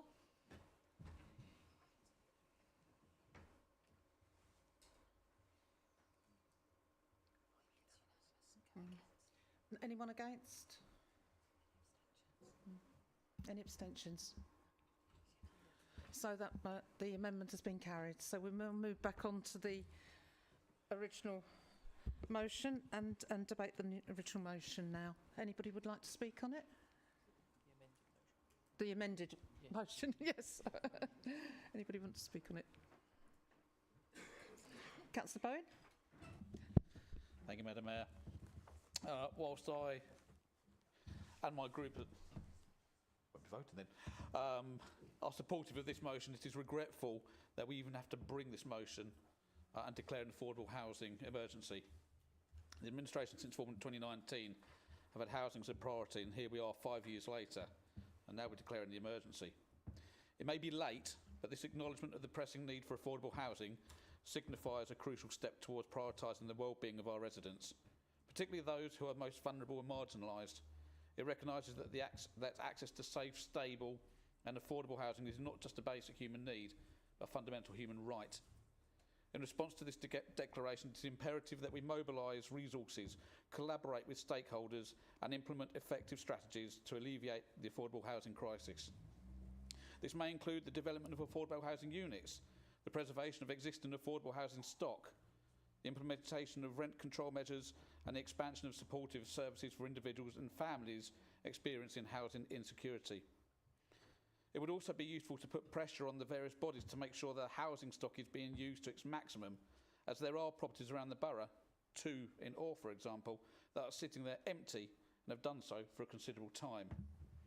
Also, and a minor point, when motions take as long to read as the time takes for proposing it, then work really needs to be done to think about the content of the motion and what information is part of the proposing speech. Thank you. Thank you, Councillor Bowen. Councillor Perkin? Thanks, Madam Mayor. High housing costs prevent people from living the lives that they want to lead. On average, low-income renting households pay much higher costs, an astonishing 38% of their income. Data from before COVID showed that an additional 3.5 million people are pulled into poverty once housing costs are accounted for, and over 250,000 people in England were judged as homeless or threatened with homelessness in 2021.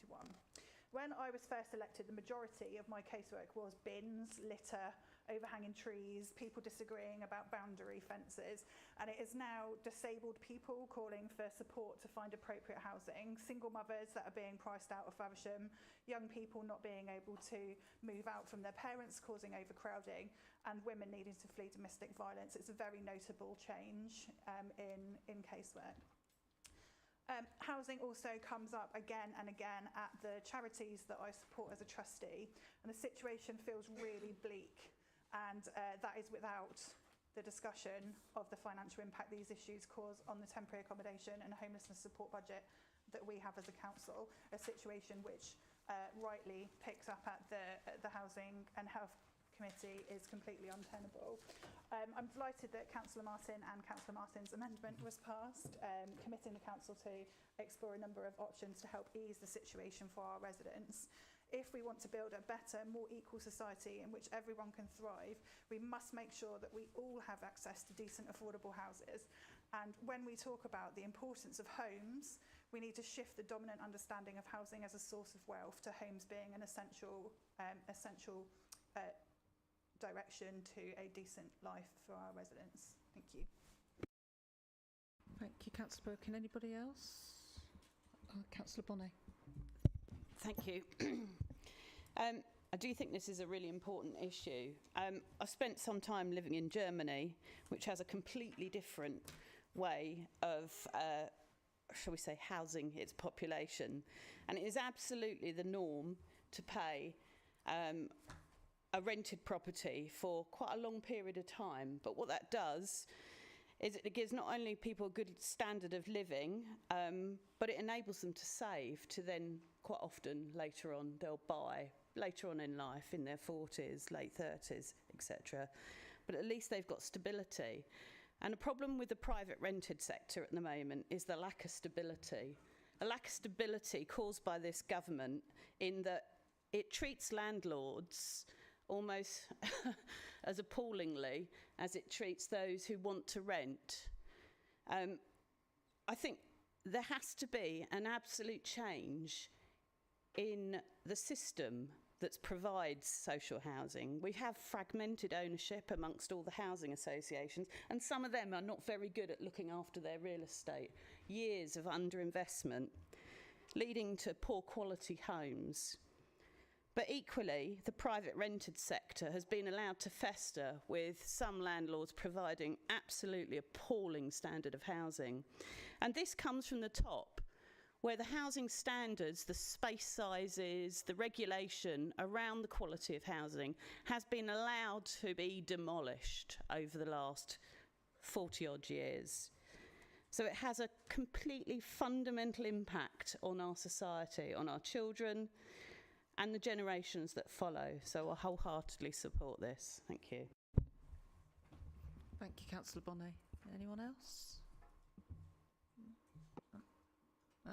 Councillor Gould, as you've reserved your right, would you like to come back? Thank you, Madam Mayor. Yes, there have been some very good points made, and I won't repeat them all. But I think the part of the motion where it's calling for the government to urgently seek proper solutions to this crisis really covers it. I think that there are some very major structural problems in the way housing is delivered and organised in this country, and I think it does, as Councillor Bonnie says, come from the top. I think some of it's about a view of housing. It's not about housing as a speculative asset. It's about, as Councillor Burns said, a human right. It's about need.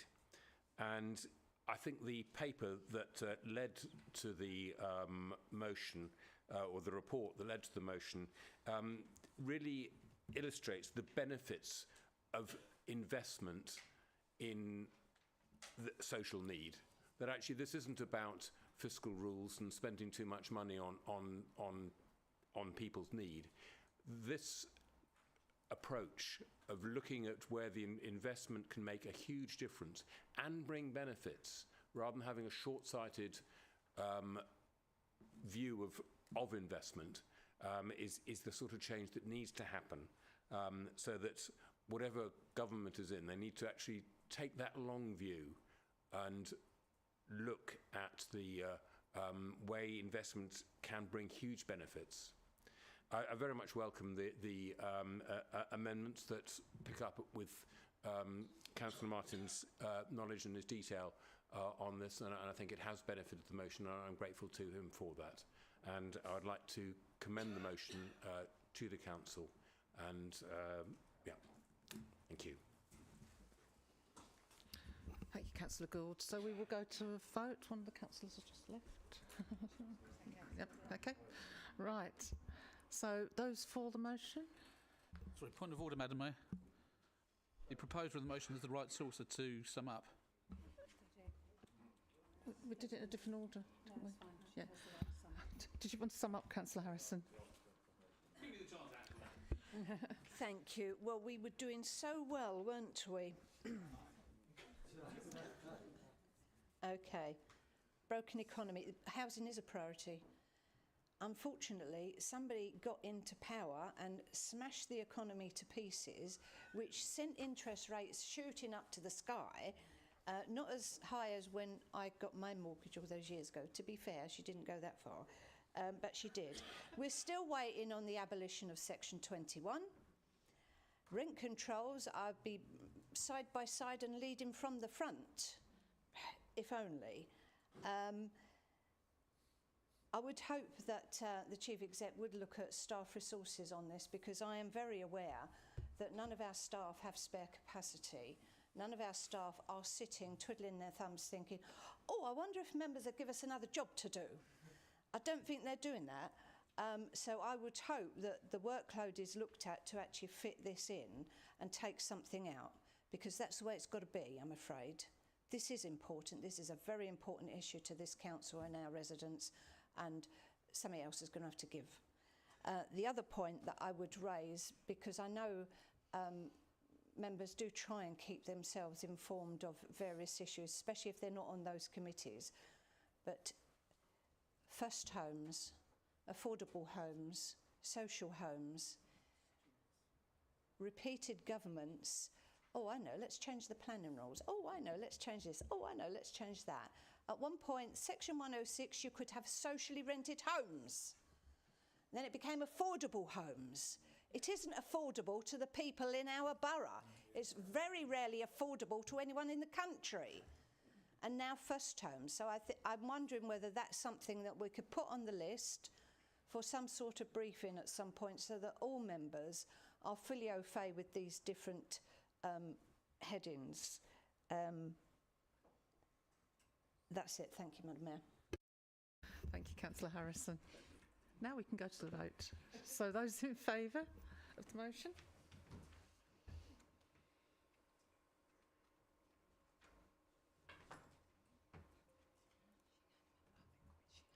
Yeah. Anybody against? No abstentions? So that was unanimous, councillors. The motion is carried. Right. Point of order, Madam Mayor, before we move on to the next one. Makes a difference in terms of the previous two, but under the Constitution, under 3.1.16.7, right to reply, if an amendment is moved, the mover of the original motion shall also have a right to reply at the close of the debate on the amendment and may not otherwise speak on the amendment. So, yeah, I understand that. Thank you. Yeah, it wasn't clear on the. Thank you. I'll take note.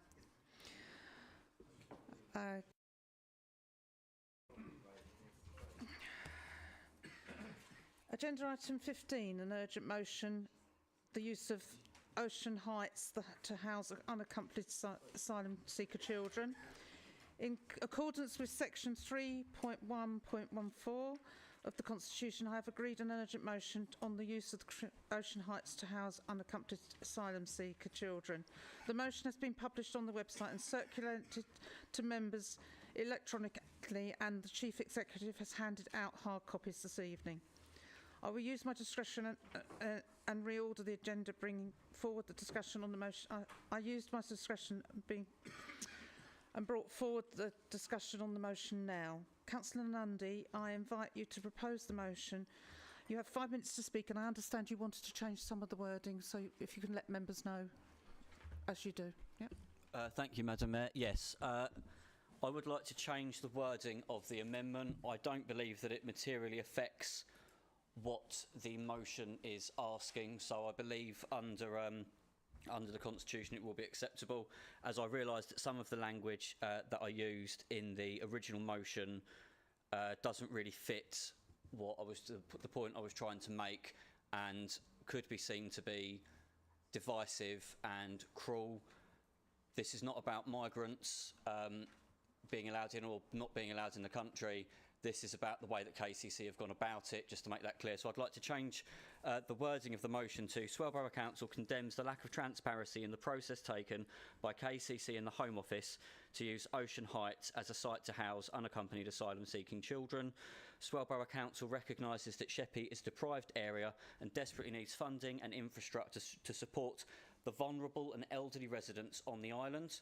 And the leader of the council will write to KCC asking them to stop Ocean Heights being used to house unaccompanied asylum-seeking children, and to ask for Ocean Heights to be taken on as a KCC-funded care home, and then to completely remove the last part of that sentence.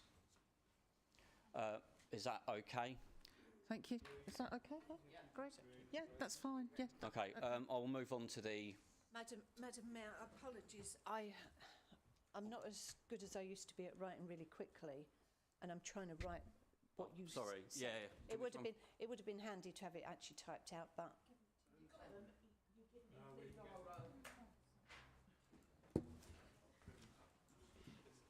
Yeah. Yeah, you all have the copy of the original, but obviously not. That's not the amended one.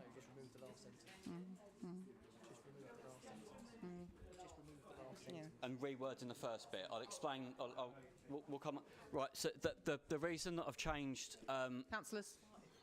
The reason that I've changed the start of the motion is because I don't think that we should condemn the Home Office or KCC for using an area in Swale to house unaccompanied asylum-seeking children. That would be divisive, cruel, and doesn't reflect the actual issue that I was trying to raise, which is that that care home in that part of Minster is not an appropriate site, and that what should have happened to that is when KCC made the ridiculous decision last year to close Blackburn Lodge, they have not stated whether or not that's going to be reopened. They're saying it's going to cost a lot of money for it to reopen. I believe that Ocean Heights should be used as a replacement for that site. So the wording of the motion was poor. That is my fault. This is the first time I've had to write a motion, and I got it wrong, guys. I'm really sorry. I don't want this to be a divisive debate about migrants, because it really is absolutely nothing to do with that.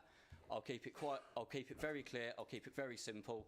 This decision was announced to the general public on Thursday of last week, and I received several emails from residents who were concerned about this, mainly because they are concerned about the lack of facilities on the island to look after and support elderly residents.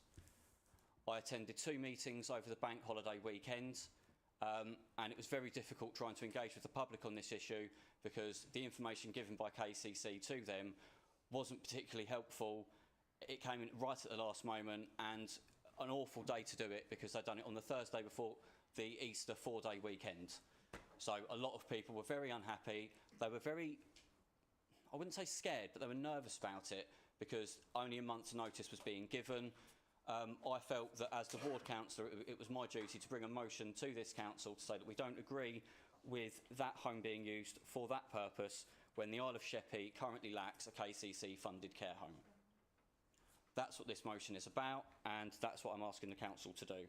Once again, I apologise for the wording of the motion. I'll put my hands up to that. I've received several complaints, emails from members of the public to this effect, saying that they're not happy about the decision that has been made. They're not happy about the total lack of consultation. It appears that this is already a done deal, and there's nothing that can be done about it. I don't think that's right. If people live in a certain area, I think they should have some sort of say in what's going on. I know KCC are doing a consultation about Blackburn Lodge, and I know that this council has done several consultations in the past, and I actually believe that is the best way to get information from members of the public, is through doing a consultation and actually taking their opinions on board. Because when people feel listened to, and when people feel they've had a chance to have their voice, and they feel that they've been heard by somebody, even if what they have said isn't acted upon, and even if they've done a consultation on this, but actually the decision was made to continue to do it, I think at least people have had a chance to have their say. At least they've had their moment. At least they've had that opportunity. And then through doing that consultation, more information about this could be released. More, stats around other centres and how well they've operated around the country. That could have been given to people. Instead, what actually happened was KCC chucked a letter out to everybody on a Thursday and disappeared for 4 days. And I don't think that's right, and that's what I'm asking people to do with this motion. Thank you. Thank you, Councillor Nundy. Councillor MacDonald, are you going to second the motion? Do you want to speak now? Or yes, thank you very much. Well, I'll just have a very quick word that sadly nobody was consulted locally. We weren't, as ward councillors, in advance. Well, we were a little bit in advance. Our chief executive did actually quite rightly asked us to look at things and keep them under wraps. But this was all pretty late. I'm afraid Kent County Council for decades have let Sheppey down. And I say that without any risk of being defamatory. And I think our legal officer will know where I come from. Kent County Council have sold assets. They've not done what they've told us they'll do. They destroyed our education system.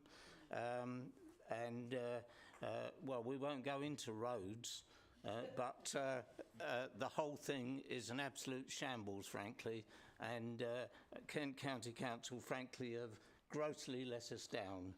And I've suggested that, and I know from my own experience of teaching, and I used to be given the difficult children because nobody wanted to teach them, and if you get 50 people of sort of 16, 17-year-olds, if that's what they are, and I've asked the Home Office to actually guarantee these things and to provide the necessary funding for our law enforcement people, education and all the rest of it. We haven't got it on Sheppey.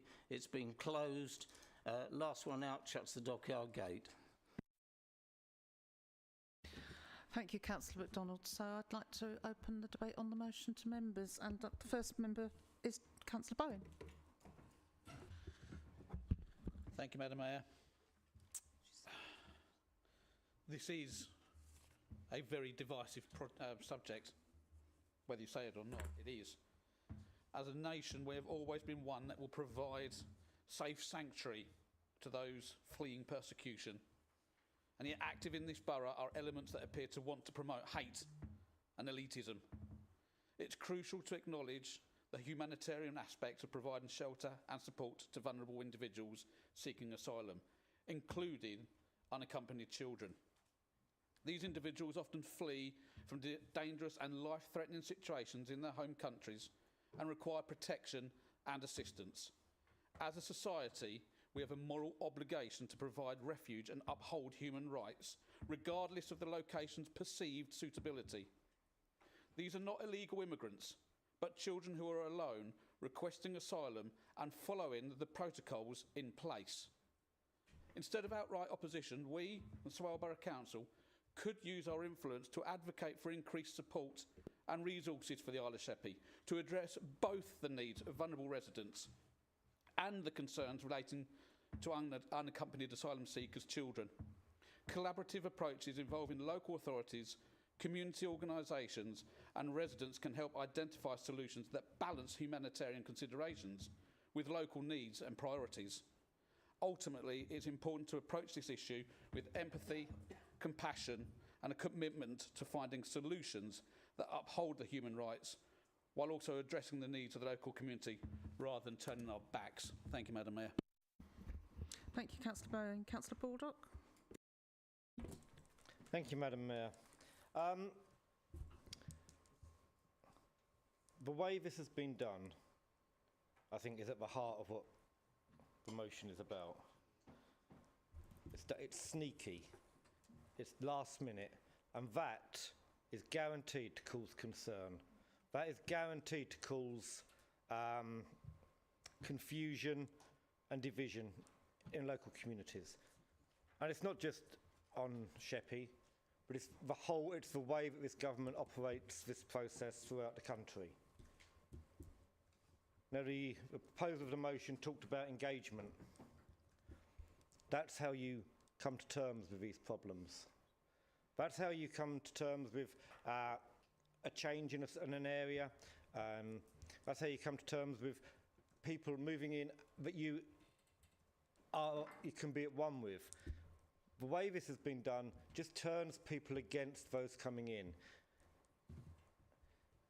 When I hear defence, or the previous speaker talking about human rights, this motion is about KCC as well, the way they've gone about this, as well as the government.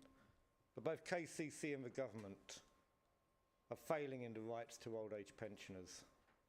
KCC closing care homes across the county. That needs to be addressed. That needs to be raised. It needs to never be let off the agenda. So I think this motion, and I know it's a sensitive motion, but let's take out the fact that it's unaccompanied asylum children and put in it's a change that wasn't negotiated. It's a change that wasn't discussed. There was no engagement. And then they do it just before Easter, and there's 4 days when nobody can talk to anyone. 4 days when you can't ring up KCC and representatives can't find an answer, can't find anything that they can give back to the community to give them confidence or reassurance. That's not how you operate. That's not good governance, and I know that's how the government wants to operate. But we shouldn't be supporting it. We should be saying, no, you don't do things in secret because that's divisive. You engage people, you work with people, and that brings people together. So I support this motion. Thank you. Thank you, Councillor Baldock. Councillor Perkin? Thank you. I appreciate that Councillor Nundy has put his hands up to say that the intention of what he's put forward has not been well articulated. I think we can all take a leaf out of someone's book in admitting when we've got things wrong. I think that's a helpful thing to do. That said, according to the Refugee Council, in the year 2022, the UK received 5,152 applications for asylum from unaccompanied children. Many of them came from Sudan, a country facing political instability following years of war, where children are particularly at risk. One of those children was 13-year-old Anna. It was night time when Anna was woken by the sound of machine guns. When they said run, I ran, she told the UN official that looked after her when she had reached Gambella. After 3 days of walking through a war zone with no water or food, too terrified to sleep, that was the last time that she saw her parents. These children deserve to be treated with dignity. Many will have seen and experienced things that nobody should have to. Many would also have been victims of crime, human trafficking, and exploitation. They deserve the right to be able to heal, to meet kind and supportive people that want to help them achieve their full potential. I'm frankly horrified to see a motion come before this council to argue that we should write to County Council to say no to housing unaccompanied children, refugees. There are two arguments within this motion, and conflating the two is deeply unhelpful. One is that there is inadequate infrastructure to support the needs of the elderly and vulnerable on the island, a real and valid concern, but it is not the case that if Ocean Heights is not used for child refugees, that this would somehow solve a fundamental issue, and to indicate that it would risks othering vulnerable children. This motion, in my view, flies in the face of the UK's commitment to the 1951 Refugee Convention, and also flies in the face of Swales' proud history of support for refugees. To ask the council to write asking KCC to stop their plans to house unaccompanied refugees in Ocean Heights. Is that the council that we want to be? One that closes our doors and neglects our responsibilities. One that says we support refugees, but...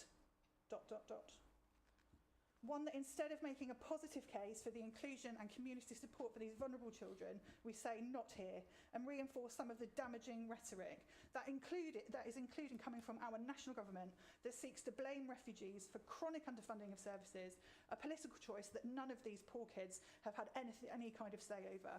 If so, shame on us. I urge everyone to vote against this motion, and I request a recorded vote. Thank you. Thank you, Councillor Perkin. Councillor Ben Martin. I'm not as eloquent by any means on this one. I too have a centre coming into my ward in a former KCC care home in Kiln Court in Faversham.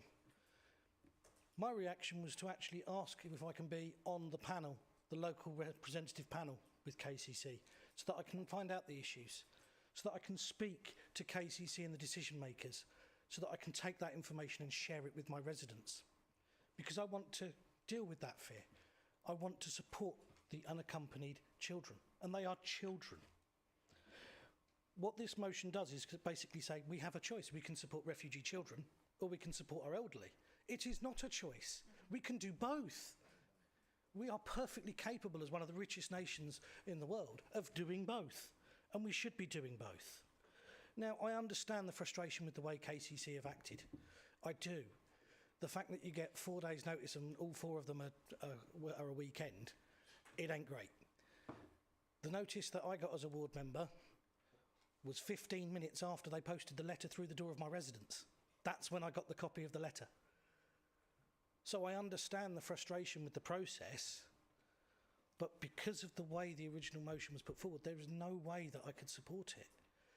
It acted, and I understand it's not intentionally, and I appreciate you've held your hands up, but it acts as a call, and it acts to a call to those who are already putting stuff out on social media about standing at the gates of these centres and trying to wish ill on these children.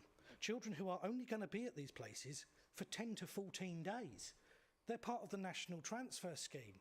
The idea is that they come in, they're processed by social services at the ports, they're then brought to these centres so that they're not in a hotel, so they are not vulnerable to being abducted. They have support from social services who are there 24 hours a day, good paying jobs on the island, with security there 24 hours a day, looking after these youngsters, making sure that they get education in speaking English, making sure that they're getting the counselling and support that they need. And then they get moved on to another part of the country where they get their foster families, hopefully. It is the right thing to do. We should be supportive of this. We should be working with KCC to make this as good as we possibly can, supporting young children, supporting the refugees. And yes, let's go and fight for better services for our elderly, but let's not make it a case of this or that. Let's not make it about division.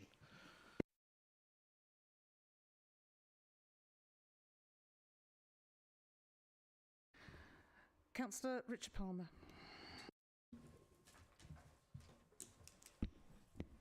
I think the way the motion has been put may have been a bit clumsy. However, he's corrected that, and I will support the motion because I think it's the right thing to do. I do feel that there are major problems. I appreciate refugees. I've actually worked with refugees from a war zone with the United Nations, so I know what refugees go through. I've seen the horrors that they go through. So there are problems. However, I do feel, Councillor MacDonald summed it up quite well, Sheppey is in an appalling state. It's been forgotten. And I think the news coming out on that Thursday was totally ill-timed. The local MP didn't have a clue. The villains of this is HM Government, the Home Office and Kent County Council. We need to have that better engagement, and I will support the motion, but I do hope that there is no ill feeling or trouble that the community cohesion can stay. But I do feel that the way that the news was put out and the way it went over the Easter weekend, it's led to many problems which will be very hard to solve. Yes, we do need to tackle KCC on the support of the special educational needs children and on our elderly.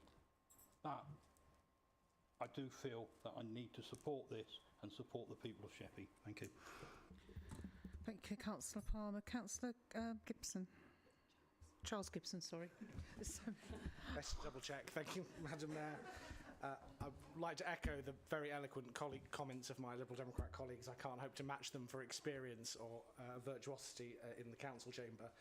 But I'll start by expressing my extreme disappointment that we are having this dog whistle debate, that such a thing was accepted by this council and deemed an urgent motion demeans us all and demeans this council we represent. Some might like to note that Susie Dent of Countdown's Dictionary Corner posts a word of the day on Twitter. Today's word, rather fittingly, was the 18th century phrase fling brand, one who throws around and spreads prejudice, breeding dissent and argument for the sake of it. Perhaps members might benefit from spending more time in the educational corners of the internet, such as Susie Dent, than the rather more far-right dog whistle corners that some seem to have been dragged into. Point of order, Madam Mayor. That's a totally unacceptable slur by the councillor, and I ask him to withdraw it. Yes, could you please withdraw that? I'm happy to withdraw it. Finally, Madam Mayor, on refugees, these children we are talking about. If Sheppey and Ocean Heights is good enough for our old residents, and we believe it is at this council, then it is good enough for refugees and children, because they are us and we are them. There, by the grace of God, could go any of us to any country. When my grandmother fled a war zone aged 9, she was rightly welcomed. When she emigrated to Britain again as an adult, she was welcomed again. She became a nurse, a parole officer, a mother, a grandmother, and a fine Liberal Democrat councillor for Winchester. All of that because refugees were welcomed, and we should be part of that proud tradition still. Any of us in this chamber could face the kind of dangers that cause these children to be unaccompanied asylum seekers. Were I or my partner from a less tolerant country or any member of the LGBT community, we might be fleeing in fear regardless of a war zone. But thereby, by the grace of God, could go any of us. And I hope and pray that this country and Swale are more welcoming than this motion makes us sound. I believe deeply that we are, and so I call on all of us to reject this motion. Councillor Nundy has rightly and well put apologised for the clumsiness, but sadly in its state I do not think we can support it, and shame on us if we do. Thank you, Madam Mayor. Thank you, Councillor. Councillor Bonnet. Okay, let's get back to some reality of what the motion is about. And I'm delighted it's been rephrased because I didn't like the first one and I wouldn't have supported it. However, we are in charge of a local plan. We have a duty to plan for the future, and we have done in the past, and we've delivered facilities based on need. And that includes a care home. This one is a care home that is massively in demand from our elderly population. We talked about the NHS earlier. Anyone who understands what's going on in hospitals will know that the ramification of having, and they're not supposed to be called bed blockers, but our elderly folk who need further care, who need to be looked after, who can't live independently. And KCC at the moment is utterly failing to deliver on that. And yet it is willing, at the drop of a hat, to use a facility that was so carefully planned, so expensively invested in, at the drop of a hat. And we've got Blackburn Lodge, which is up in the air, and now it appears Ocean Heights. How many facilities at the drop of a hat will we lose in the future? What is the point of planning, quite frankly? I think we need to get to reality of what it is we're trying to achieve.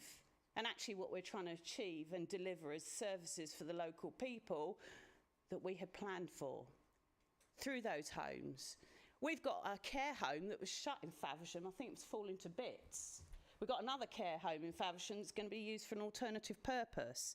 It is fine. I totally understand people who've, had to come from overseas with refugee status. But it is not fine that we plan and carefully invest in assets, and at the drop of a hat, that is dismantled. We have to think through the consequences. And what is the consequences for our district? The consequences is these elderly folk are left in hospital beds, some of them for months, in fact, some of them for years, because appropriate accommodation cannot be found for them. Is that what we really want? I think we need to ask KCC what on earth it is up to, because it is not planning for our residents. It is not delivering for our residents. Thank you. Thank you, Councillor Bonnet. Councillor Braun. Now, while I do agree with Councillor Bonnet's comments there, it still doesn't address the issue. That's not what the motion's about. The motion's about asking KCC to stop it. And while, yes, there is a severe issue in this borough and across the country regarding care for the elderly, in my ward, Blackburn Lodge and Bridge House have been closed. Blackburn Lodge for the elderly and Bridge House, for vulnerable, young people who are leaving care and other things. We cannot, as, people with consciences, look at this and decide that it's right to vote for it. We've got to have a balanced approach. Yes, we can call on KCC for their severe failings to consult, their severe failings to provide care for certain people, but we cannot, as a council, have the position that we're going to ask them to not care for a specific group. Councillor Braun. Councillor Worcester. Thank you, Madam Mayor. My first part, I'd like to ask a question. I would like it to be clarified exactly what the wording of this motion is, because I'm confused. I don't know anybody else. I would like to know what I am or am not supporting here, please. Councillor Nundy, do you want to read it out once more for me, please? Swale Borough Council condemns the lack of transparency in the process taken by KCC and the Home Office to use Ocean Heights as a site to house unaccompanied asylum-seeking children. Has everyone got that bit? Yeah. I don't want to rush off too quickly and then someone misses part of it. Swale Borough Council recognises that Sheppey is a deprived area and desperately needs funding and infrastructure to support the vulnerable and elderly residents on the island. The leader of the council will write to KCC asking them to stop Ocean Heights being used to house unaccompanied asylum-seeking children and to ask for Ocean Heights to be taken on as a KCC care home. Thank you, Councillor Nundy. Councillor Worcester? Thank you. You okay with that now? I'm okay with that, but we have to look at the practicalities of that. As far as I'm aware, the leader of Swale Borough Council cannot ask for what is that. Correct me if I'm wrong, but Swale Borough Council cannot demand of KCC that it stops anything. I'm assuming. Maybe I'm wrong. And I think we have to look at the line here. It's a difficult line to walk between what we feel as individuals is morally right and what our residents are also looking at here. And they are looking at a systemic failing of KCC on the Isle of Sheppey, which has culminated in misinformation. It has culminated in a huge lack of transparency, and actually its ongoing lack of transparency. Roger Gough was on television just this week excelling the virtues of how much public engagement he's had with that community. There has been none. So when anger rises, and it does rise, and that's the same, and I'm sure Ben will absolutely confirm it's happened in Faversham, it comes because people feel not in control. And it comes because they have no information and no part of a process that is theirs. We own KCC. Our money funds KCC as residents, and they have been excluded from a process that is theirs. And whether the rights or the wrongs, the only people that are going to suffer are going to be these residents and whoever is the incumbents of this facility. Neither of that is fair. And at the moment, what I'd like to see is a motion that urges KCC to re-engage with its own community and take responsibility for the vacuum it's created that misinformation has now formed into from all sorts of places. Facebook group has been formed. It jumped to 5,000 people in a matter of 5 days, all with no access to correct information. They had a photocopied piece of paper and they had an MP statement that was on social media. How is that good enough? We need to demand more. And actually, I commend Councillor Nundy for trying. Actually, it's difficult. I'm going to say I probably would have made the same mistakes. I've spoken to Councillor Perkins today. I've spoken to Rich Lehman today. I'm sorry, Lloyd, I didn't get time to speak to you. I apologise. And actually, I'm learning things all the time. But I would urge people to put residents first and to make sure that, for instance, what we're putting first is their right to take part in their own process. And I think it's incredibly difficult. Thank you. Thank you, Councillor Worcester. Councillor Jackson. Oh, I was getting a bit... Thank you, Madam Mayor. I'm speaking as a resident of Faversham. I'm also the councillor. Although not in my ward, it is actually my houses that are affected by the Kiln Court one. I've had the residents, we're talking about abuse earlier, I've had residents knocking on my door complaining of this. I don't know if the other councillors have. The police said to me it was because I am the nearest councillor. I am not racist at all, but I can understand fears. I can understand that the public were not informed correctly. This lies at KCC's foot of the door, I'm afraid. and I will be having to think very hard on how I vote on this evening. The police were not even informed of the stakeholders meeting until I went to the police station of the day of the Women's Day and asked were they going. They said they knew nothing about it. He asked his inspector, she knew nothing about it. She then phoned up KCC and got an invite late. And Councillor Saunders represented our ward because we're the ones getting the abuse. Thank you. Thank you, Councillor Jackson. Councillor Kavanagh, but I just want to say I'm extending this item because obviously it's quite a passionate item. So I think we just need to speak a few more. I've got about 6 other speakers. Thank you, Madam Mayor. I'm in a difficult position here. It's been appalling how KCC has, well, I can't call it organised it, flung this onto the island. But a lot of you won't know, I used to be a foster carer. The first child I took in was a 14-year-old who came in on the back of a lorry from Egypt. He was 6 months older than my lad. I didn't want a teenager, but I took him because I thought, how would my son cope if he was in a foreign country? These are children.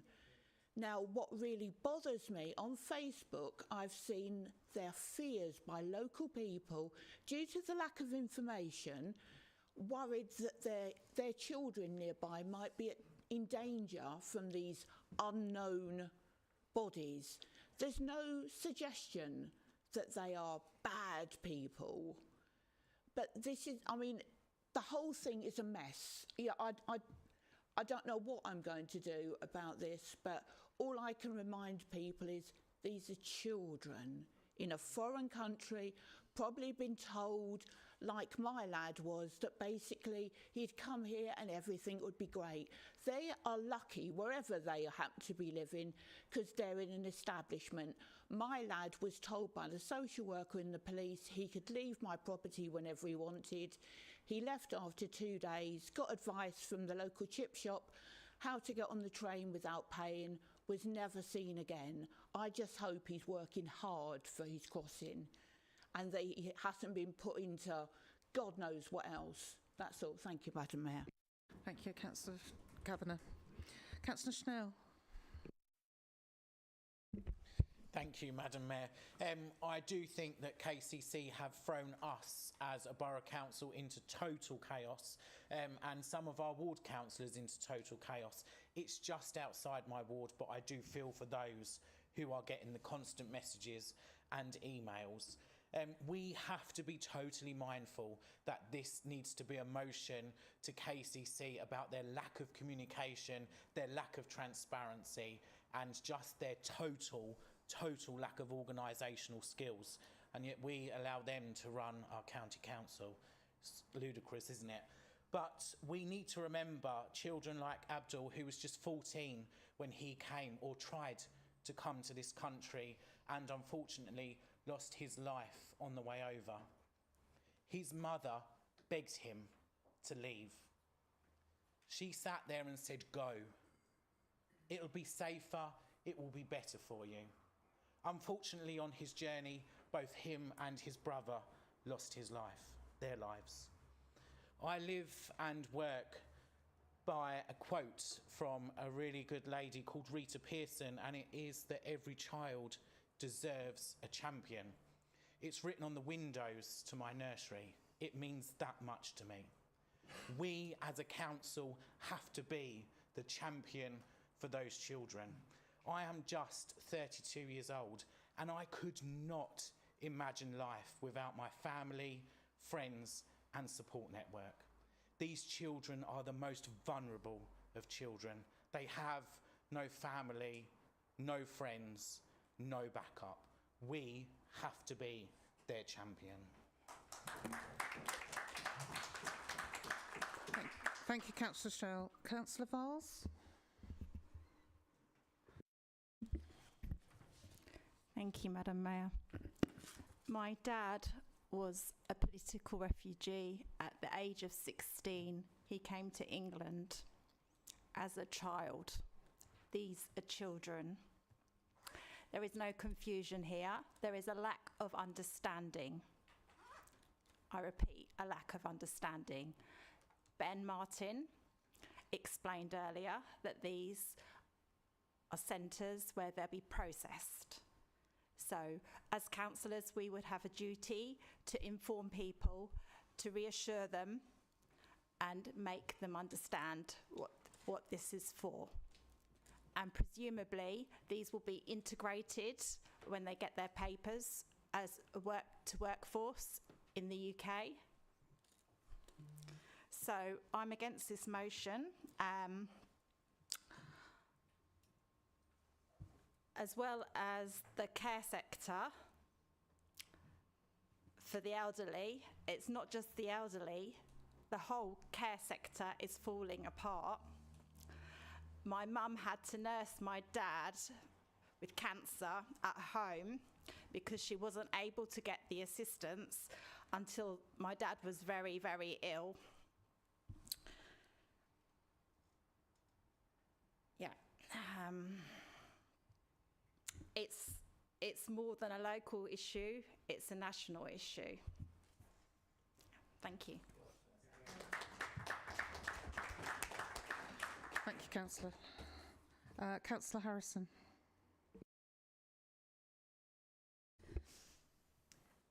I'm quite happy, Madam Mayor, to condemn the lack of transparency used in the process taken by the Home Office and KCC to use Ocean Heights as a site to house UASC, and urge those parties to get round the table as soon as possible and talk to local representatives and tell them what's going on and what the process is and what they can expect, so that they can then go out to their local communities and pass that information on. Because all the while there's a vacuum, lies and innuendo will fill it. This doesn't actually say anything about, and get round the table and talk to us for God's sake. It talks about UASC and elderly and care homes and really confuses the issue. All the issue is you should have bloody told us. Now get round the table and tell us. It might be a bit late, but tell us so we can tell them out there. Because already there is the bullying, the harassment and the threats and intimidation on people in that area and beyond, because they're trying to find things out. And it's people's fear of the unknown. So they hit out. So ask for information, ask them to get round the table. That's what we should be saying in this chamber. Not, well, we condemn them for this and condemn them. You know, you're confusing the issue. The issue is, let's have a protocol so that the next one down the line doesn't actually have this. We've had Kiln Court, now we've got Ocean Heights. Let the next one be that they actually get round the table with the local representatives and keep them informed before day one, so that they can then allay the fears of the local communities. Some people will have a problem, because they will have a problem regardless. But the vast majority of people just want to know what it's all about, what the process is. They don't actually need to know that somebody comes in and helps them with their English language. They don't know that somebody comes in and helps them with their medical needs. They think it's the GP down the road that instead of seeing me is going to be there seeing these children. That's not the case. You need information, not more rhetoric, not stoking up the fires. And I think, you know, I have got a problem with this. But I think going forward, we need to be I mean, let's be fair, what the hell's the point of county councillors if they're not out there doing their job? Because they should be leading from the front on this and saying, KCC, this is not good enough. We are your representatives. In future, this is the way we want it played.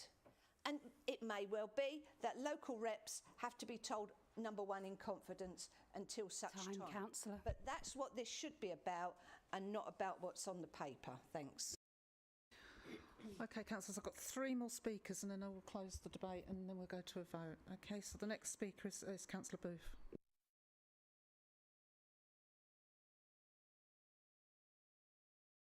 I've got Councillor Booth, Marchington and Golding. It was Councillor Tucker, okay. Thank you, Madam Mayor. I'm not going to go over how this has been handled. I think that's been said by various councillors. This decision was made by the Home Office, or it wasn't made by the Home Office or KCC. It was a ruling made by the High Court. And rightly or wrongly, KCC do not have a High Court ruling saying they have to look after the elderly. And I know that sounds as bad as it sounds. I say again, this is a ruling made by the High Court. This can only be appealed by the Lord Justice of Appeal of the Royal Courts of Justice in London. Justice Chamberlain ruled that KCC's decision to cap the number of unaccompanied asylum seeker children is unlawful. KCC also breached their duties under Section 20 of the Children's Act 1989. They must accommodate and look after unaccompanied asylum seeker children. Justice Chamberlain also ruled that keeping them in hotels, etc., and not in a secure accommodation was also unlawful. For these reasons that I have just indicated, in addition, on a personal note, I have taken the judicial oath. I will not, and I repeat, not go against a High Court judgment, and I cannot support this motion. Thank you. Thank you, Councillor Booth. Councillor Marchington. Yes, thank you, Chair. We've gone round and round the houses a bit here tonight on this one. The comments that have been made almost state that if we declined the motion, we're against refugees. Well, this is not true.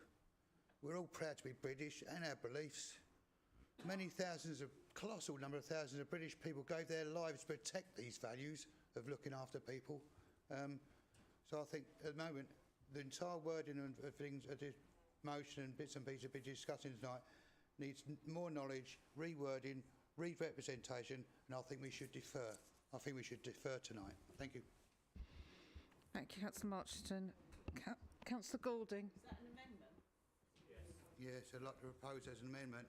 It's time to get us all back round the table. I'm happy to second that. Yeah. Okay. What we've got to do?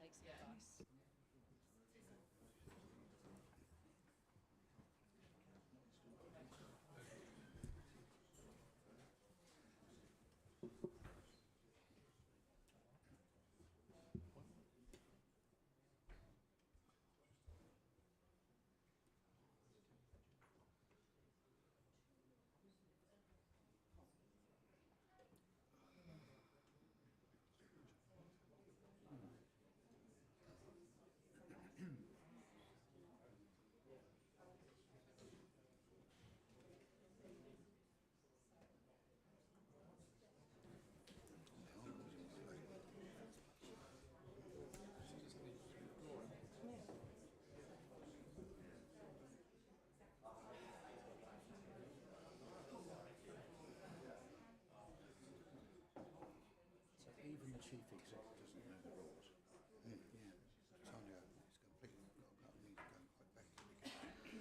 Okay, thank you, councillors. Advice I've been given is you can defer the motion, but the earliest it can come back to council is in July, which by that time is late for this actual case. Or you can withdraw the motion and rewrite it and bring it back at a later date, which will also be July. But if you defer it, the same one comes back in. Yeah, and as I say, that if you're deferring it, the same wording has to come back in July. So, point of order, Madam. Can I just seek some clarification on further on that? Does that prohibit us from calling an extraordinary council meeting if an item is of such urgency? It doesn't prohibit that if the number of councillors that are in the constitution that can do it. I can't remember what the number is. Right. Two-thirds. Yeah. That's a possibility by the sounds of it.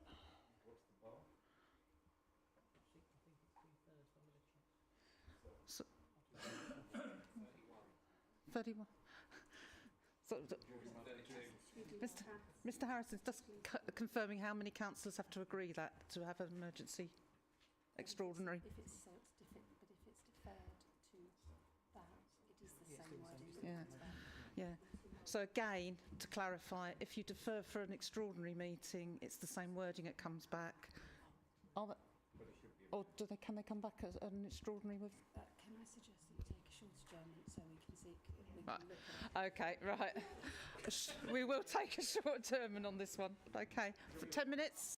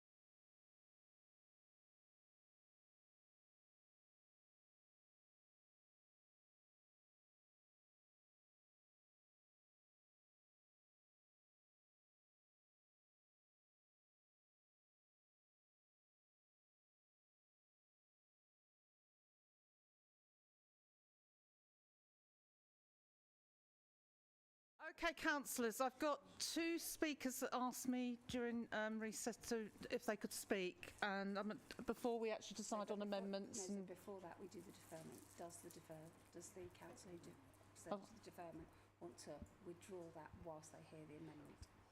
I withdraw my seconding on the amendment on the deferral. Okay, so there's no seconding on deferring at the moment. Right. So all right. Deal with it. Right. Hang on, Councillor Marchington. Councillor. Yeah. Yes, please, Councillor Marchington. Yes, that's now it. You've got your speakers and then you've got your amendment. Right, we're back under starters orders. Thank you. No. Yeah, Councillor Booth, if you wish to speak. Yeah, thank you, Chairman. Madam Mayor.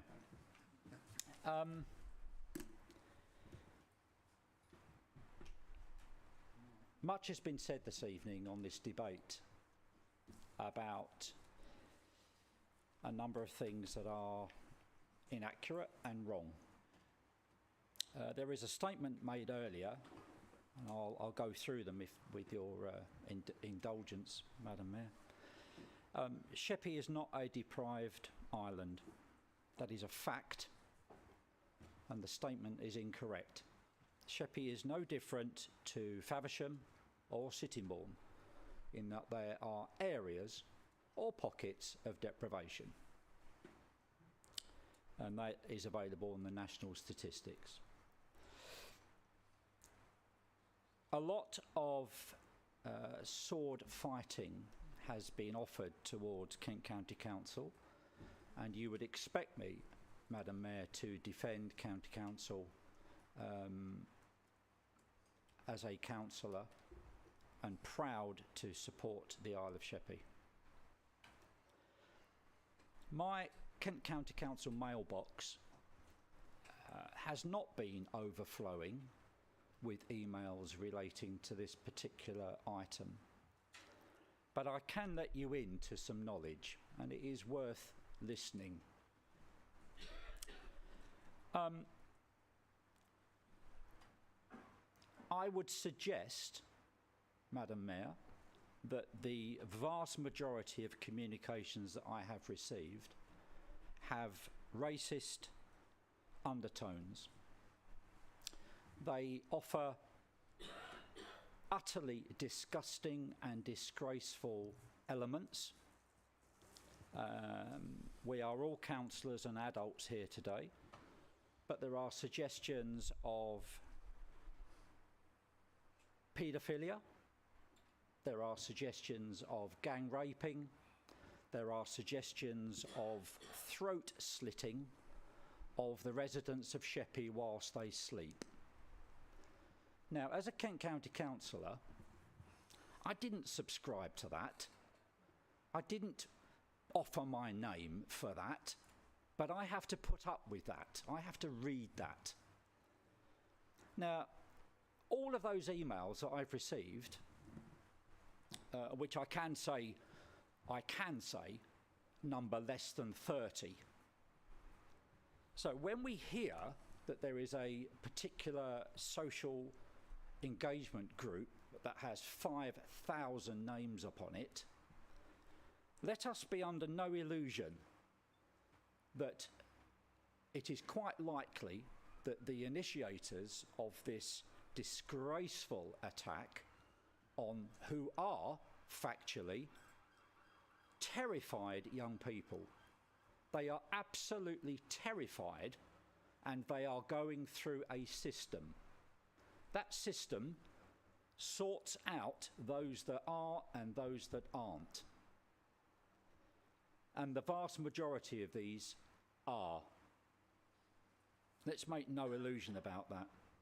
I'm saddened, I'm really saddened to stand here today to open up about that.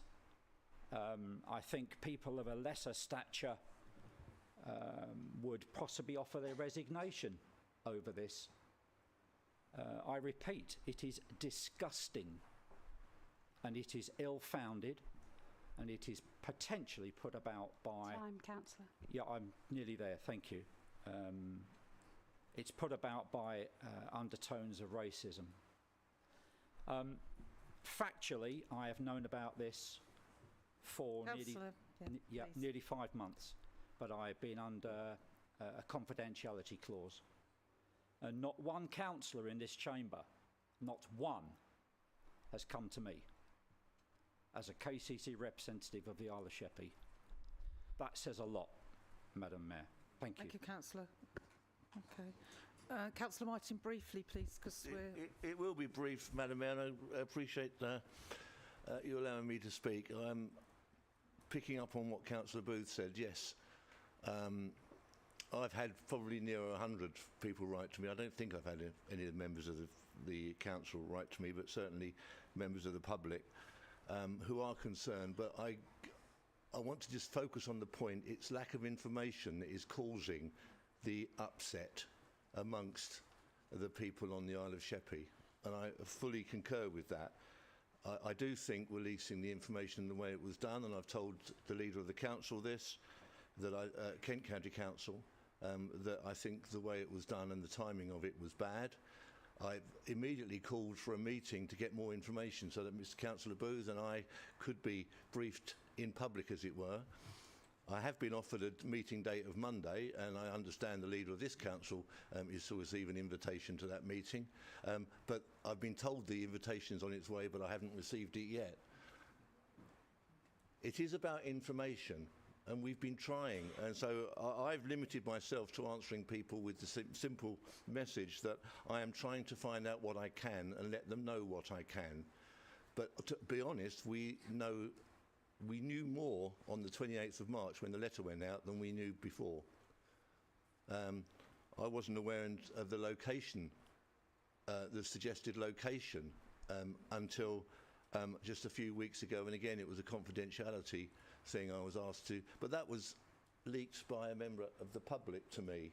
It wasn't told to me by the county council, who then wouldn't confirm it until such times as they chose to offer that information up. So I understand and I totally get the part of the motion that talks about calling KCC out for the way in which it handled this. I think speakers that have spoken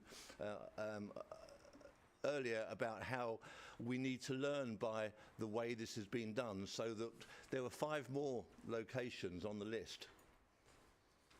And it's right and proper that those locations are dealt with in a better way than Sheppey and Kiln Court and Faversham have been dealt with.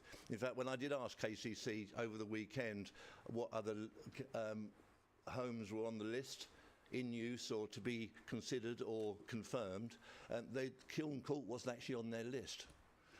And it was a member of the public from Faversham who wrote to me and said, why is Kiln Court not on the list? And over the weekend, KCC did then admit they'd made a mistake and they'd left it off. So I do think that the sentiment behind the motion that calls for KCC to do better is the right sentiment. Unfortunately, I think I'm going to have to vote against the motion as it stands, because I do believe that we need to ensure that these young people have a safe environment. We can't have more, like Councillor Kavanagh referred, a young person disappearing off the face of the earth and not knowing what's happened to that young person. Now, whether Kiln Court and whether the Ocean Heights are the proper and the right locations for those centres is a matter for debate and should be a matter for public consultation in a way that it hasn't been. And I'll leave it at that. Thank you, Madam Mayor. Thank you, Councillor Whiting. So we now... So you've got an amendment? We now have an amendment. And Councillor Bonney's proposing it. God. Right, okay, here we go. This is an amendment to try and address all the concerns that have been raised. So here we go. Deep breath and listen hard. We call on KCC to urgently engage with the local representatives and residents to provide information and reassurance and local liaison. The leader of the council will write to KCC asking them to stop Ocean Heights being used to house UAS children without the necessary local engagement and reassurance as to where elderly residents will be accommodated on the Isle of Sheppey. Thank you to Councillor Bonnet. Who's seconding the... Councillor Schnell, do you want to second or do you want to speak now? I'm happy to second and reserve my right. Thank you. Sorry, Councillor Lundy. Thank you, Madam Mayor. More than happy to support that amendment. It had the same message as what I was originally trying to say, but is substantially better in its wording and articulation, so thank you. Councillor MacDonald first, and then Councillor Bowen. Thank you, Madam Mayor. I will support the amendment. Thank you. Sensible. Councillors, I need to extend standing orders. Everyone agree?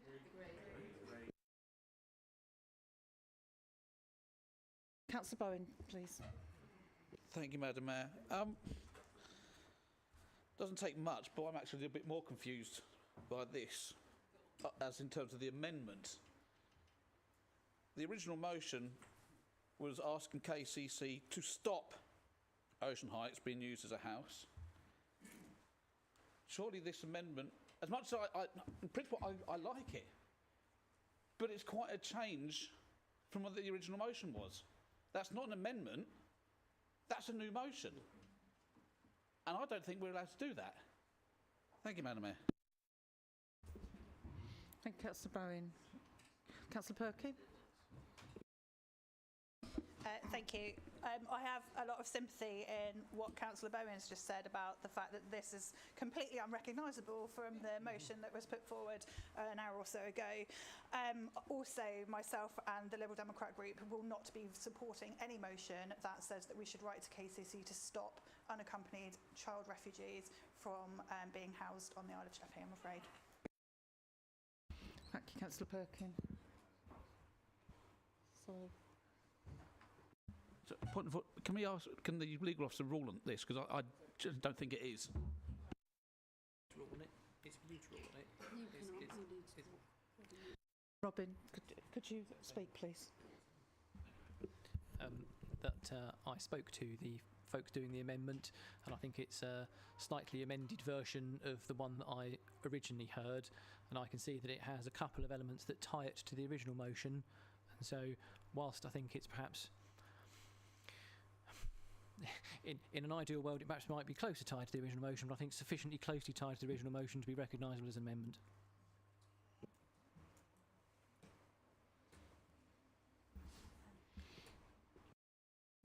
Councillor Gould. I think the amendment does illustrate the need for engagement, but I think I would very much agree with Councillor Perkin on this. It's still saying that we are calling on them to stop the use of this place for unaccompanied asylum-seeking children, and that is the message that will be heard.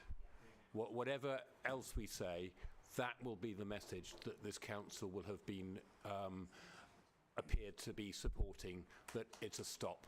And whatever else we say will get lost and will be picked up by people out there, and that will be the bit that's going to be quoted. So I would really not be in any way willing to support this motion. Thank you, Councillor Gould. Councillor Schnell. Thank you, Madam Mayor. Oh, sorry. You're the seconder. Sorry, I have to hold you back. So it's Councillor Marchington.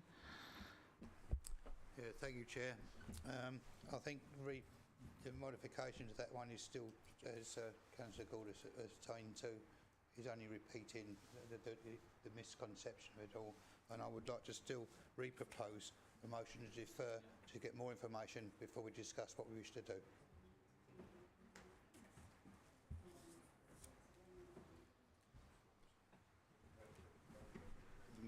Yes, I know. I do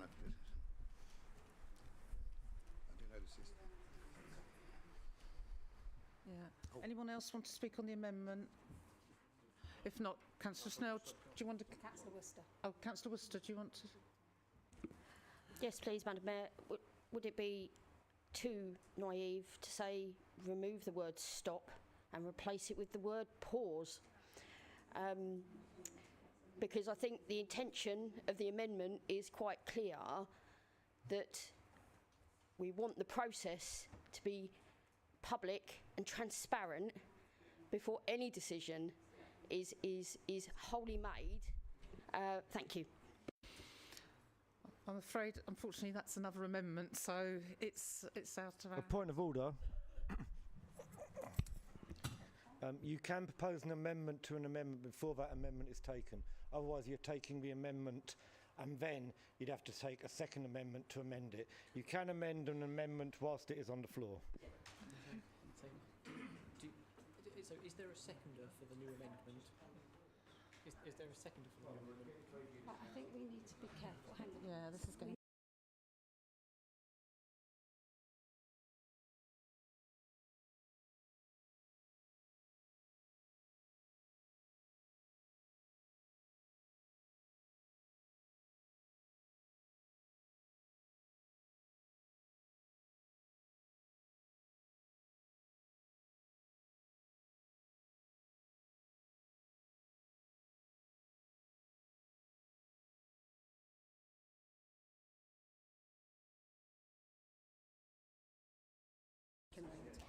Councillors, Robin's going to... Members, we've considered the potential amendment to the amendment, but the thing that's being addressed is one of the key things that linked it to the original one that meant that I could accept the first amendment, and so on that basis I think no, I don't accept that amendment is sufficiently closely tied to the first motion that we're not talking about a wholly new motion. Thank you for considering it. We're back to... Councillor Snell, do you want to... Still. I've got to pronounce it wrong. Councillor Harrison's first. Councillor Harrison, go on. I'm thinking advising KCC of the concerns of the local community that the use of Ocean Heights should not be used for UASC whilst the future of Blackburn Lodge is under consideration. We understand their concerns, and that would get the stopping it in there. I do understand their concerns, but the two don't tally up. And the bottom line is, you've got to keep, if you want to amend, you've got to keep that bit in it.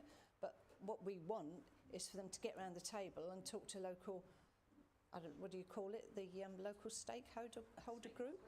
Stakeholder group? So just advising them of the concern of the local community that Ocean Heights should not be used until such time as the future of, just advising them of the concerns of the local community, blah, blah, blah. Thank you, Councillor Harrison. Larissa wants to speak. It appears that, as Councillor Baldock would tell me is a bad thing, we're trying to do things on the hoof. And there is another option that is open to members, which I'm not saying you should do, but I'm just advising you, and that is we have something called the Urgent Decisions Committee, which has the powers of full council, but if you wish to do this in a way where, as the representatives of your groups come up with something that could be a completely new motion that says exactly what you want it to say, we could hold an Urgent Decisions Committee within, we have to give 5 days notice, 5 working days notice. I'm not saying that you should do that, but I'm just concerned that any motion that we have will be deemed unsafe if there are amendments to the amendments to the amendments and it goes too far from the original. So I'm not saying, I'm just saying that is an option that is open to members as an advice. Thank you. Okay. Councillor Snow in a minute.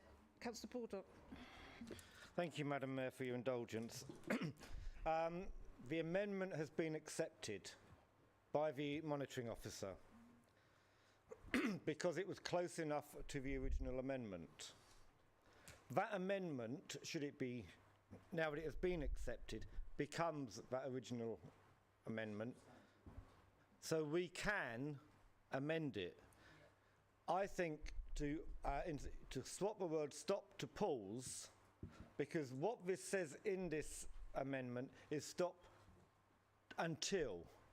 Stop until means pause. So I don't think, now that this has been accepted as an amendment, to amend that amendment to get greater buy-in by members is against the Constitution. I think we can, now that it's been accepted, amend, because it is that which we are amending, not the original. Sorry, Madam Mayor. And I'm happy to second. Can I interject? Myself and Councillor Bonney are happy to withdraw our motion and propose that we go to urgent decision.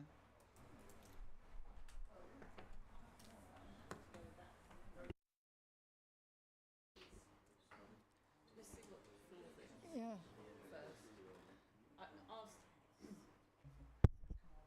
I'm not going to remove my proposal at the moment, but I might do in a minute. So I'd rather hear the debate before I do any withdrawal, if that's okay, Councillor. Yes, sorry. Thank you. Sorry, Councillors, I know you've spoken already, but I just want to just clarify things here.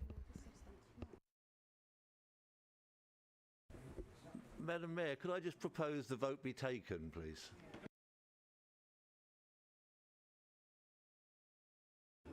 Because we accepted the First Amendment and it hasn't been voted on yet, so therefore it isn't the new motion, therefore we can't accept another amendment yet. Point. I'll second Councillor Whiting's movement to the vote.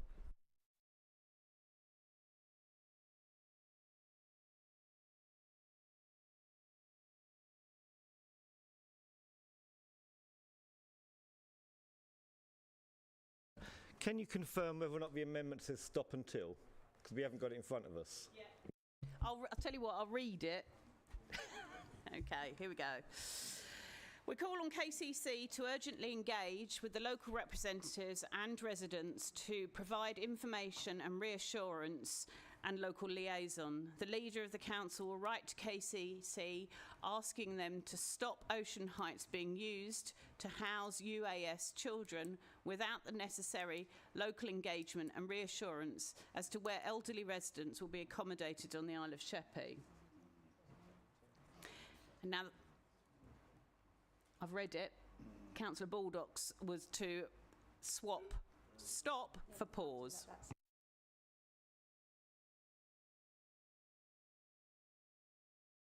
Unfortunately, it appears we can't do that. So, do we still have a seconder? Councillor Shell, are you still seconding or are you withdrawing? Sorry, Madam Mayor. I think because of the confusion and the intensity of the conversations and the sensitive nature, I do feel that this should now go to Urgent Decision Committee. So he's withdrawing the seconder. So do we have a new seconder? Is there anybody that would second this? I'll second it. Councillor Bonney. Councillor Baldock. We can now go to the vote. Okay, so yeah, we can now go to a vote. On what Councillor Bonney has actually read out. Councillor MacDonald. Councillor MacDonald. Thank you, Madam Mayor. I am concerned because I don't know who's on the urgent decision committee, and there ought to be representatives from the island. Frankly, we're the people that are taking the stick. And I did take exception to the suggestion that I might be defamatory of Kent County Council, because I'm not. I have all the evidence, and that goes back an awful long way, a lot longer than, well, I'm older than most people on the Okay, council. So that I do take exception to that. Yeah. So we've proposed, it's been proposed and seconded. So we now need to put that Madam Mayor, amendment to the vote. sorry, point for clarification. Can you just very, very clearly, what are we now voting? Are we voting on the amendment, or are we voting to put this to urgent decisions? No, Thank you very voting on the amendment. Yes, I did say that. Yeah. So really, we need to go to the vote, Councillor Perkin.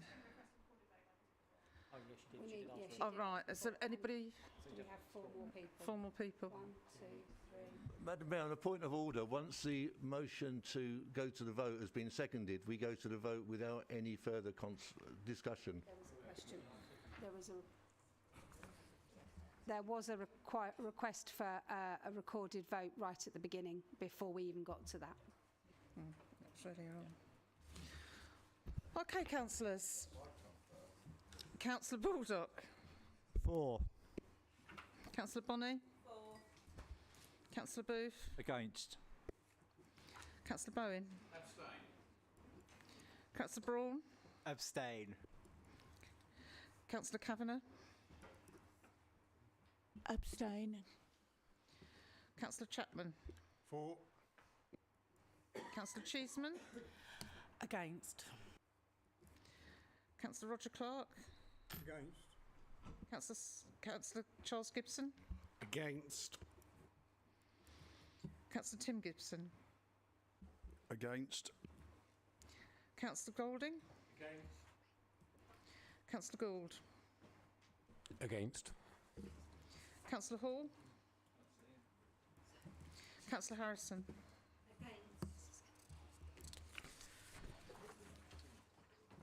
Councillor Hunt. Councillor Jackson. Abstain. Councillor Last. Councillor Lehman. Abstain. Councillor MacDonald. 4. Councillor Marchington. Councillor Ben Martin. Abstain. Councillor Claire Martin. Abstain. Councillor Charlie Miller. Against. Councillor Moore. Councillor Neal. Not here. Councillor No. Against. Councillor Nundy. 4. Councillor Chris Palmer. 4. Councillor Richard Palmer. 4. Councillor Hannah Perkin. Vehemently against. Councillor Shell. 4. Councillor Paul Stephen. 4. Myself abstain. Councillor Thompson. Councillor Tucker. Against. Councillor Viles. Against. Councillor Watson. Abstain. Councillor Worcester. 4. Councillor Whiting. Abstain. Councillor Winklis. Against. And Councillor Wise.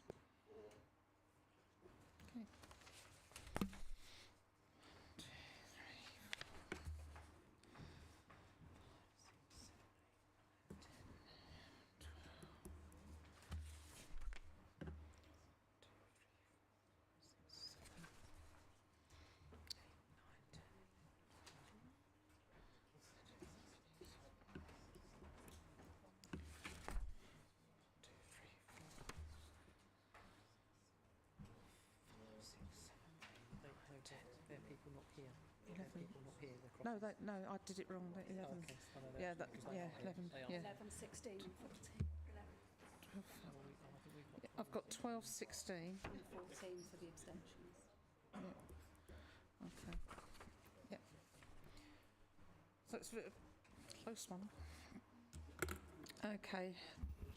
The amendment has actually fallen by 12 votes for, 16 against and 14 abstentions.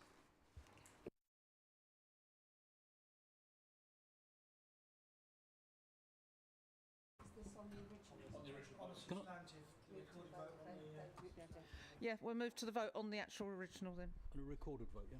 And recorded, yeah. Have we got the support for the recorded vote? Oh, 5, have we got other councillors for the recorded?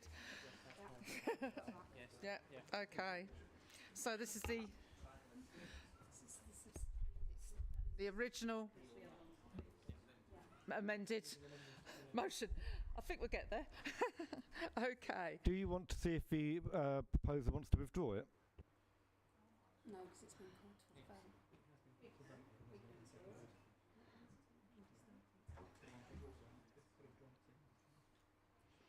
No, once it's been called to the vote. It's been put to the vote. Yeah, It's been put to the vote and it has to go to the seconded. vote. Yeah, It's so been we've put got to to the do vote and it. seconded. Yeah.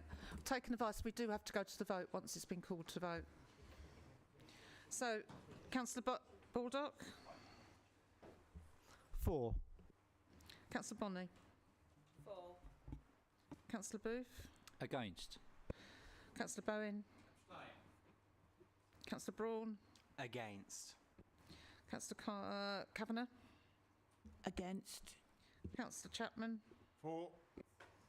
Councillor Cheeseman, Against. Councillor Roger Clark, Councillor Charles Gibson, Against. Councillor Tim Gibson, Against. Councillor Golding, Councillor Gould, Against. Councillor Hall, Councillor Harrison,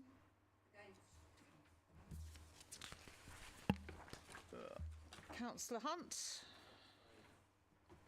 Councillor Jackson, Abstain. Councillor Last, Councillor Lehman, Against. Councillor MacDonald, 4. Councillor Marchington, Councillor Ben Martin, Against. Councillor Claire Martin, Against. Councillor Charlie Miller, Against. Councillor Leanne Moore, Councillor Pete Neal, oh, not Neil, I keep saying that, Councillor No, Against. Councillor Nundy, 4. Councillor Palmer, Chris Palmer, 4. Councillor Richard Palmer, 4. Councillor Hannah Perkin, Against. Councillor Ashley Shell, Against. Councillor Paul Stephen, 4. myself abstain, Councillor Terry Thompson, Councillor Tucker, Currently in the toilet. that's an interesting vote. Councillor Vowles,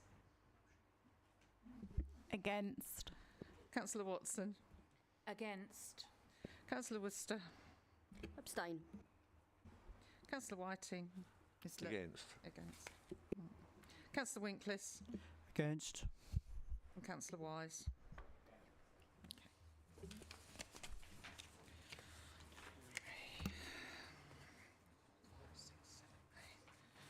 That's 8.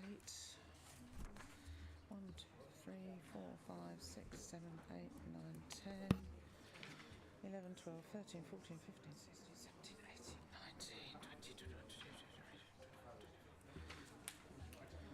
22, 23, 6.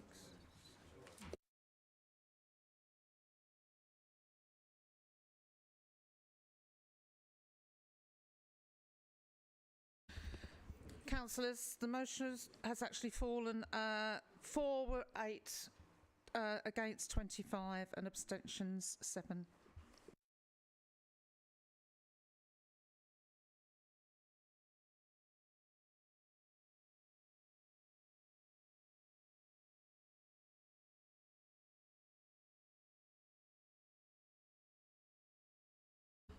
Okay, we will carry on because there has been a break, and we're getting on to item 11, the nomination of mayor. This item and item 12, nomination of deputy mayor, were due to be considered at the February council meeting but were withdrawn from the meeting and will be considered this evening instead. One nomination has been received for mayor for 2024-25, and I invite Councillor Claire Martin to propose her nomination for Councillor Ben J. Martin. Thank you, Madam Mayor. So I would like to propose Councillor Ben Martin for mayor. He was first elected in 2019 and has gone on to prove he is a brilliant councillor. He has served as Cabinet Member for Housing and later Chair of Housing and Health. He works tirelessly for all of the residents of Swale. I was first elected to Swale last May, and Councillor Martin has been an excellent colleague who, when I've had any query, has responded quickly and pointed me in the right direction. I think Swale would be very lucky to have him as mayor, as I know he will give 100%. Thank you to Councillor Martin. And Councillor Charles Gibbons, are you going to second the nomination, please?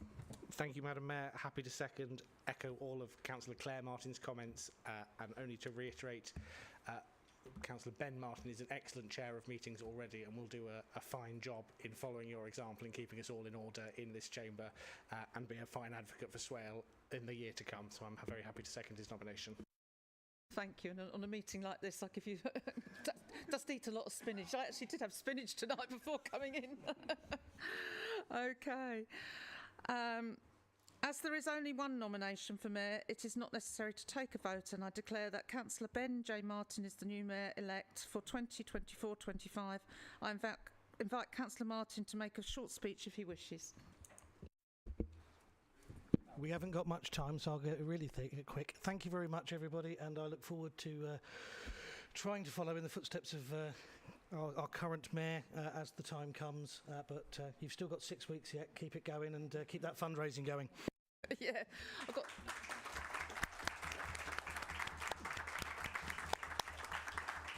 Yeah, I think it's something like 26 more events. Okay, so agenda item 12, nomination of a deputy mayor. 2 nominations have been received for deputy mayor for 2024-25. 1 nomination was received after the deadline, but I have used my discretion to allow the late nomination. I invite the leader of the council, Tim Gibson, to propose his nomination for Councillor Karen Watson and give a short supporting speech. Thank you, Madam Mayor. Karen is an individual, kind of easy for me to say at this time, right? Individual that is extremely proud of her Irish heritage and never afraid to share it. She's a person that's always worked in the public arena from her earliest years, commencing work as a student nurse, and when injury led to her moving on to become a civil servant at the Home Office. Karen has over 25 years' experience in charity retail, working for the British Red Cross, Sue Ryder, Cancer Research, Greenwich and Bexley Hospice and the RSPCA, and in fact is currently a volunteer for cancer research in Sittingbourne. Married with 3 children, 2 of which who attended Sittingbourne schools, she's particularly proud that her youngest one, having attended the Sittingbourne school, is now at university and the first in her family to do so. Karen herself is undertaking an open university degree course in arts and language, demonstrating her commitment, drive and enthusiasm for self-improvement.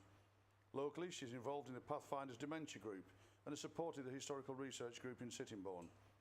Karen is a former Bromley councillor, having served for 12 years, in particular on their Social Services Committee and Children and Young People and the Adoption Panel. Karen was the first chair of the Home Start Penge and was a Sure Start volunteer, as well as being Bromley Council's representative on victim support and the Havens Children's Home.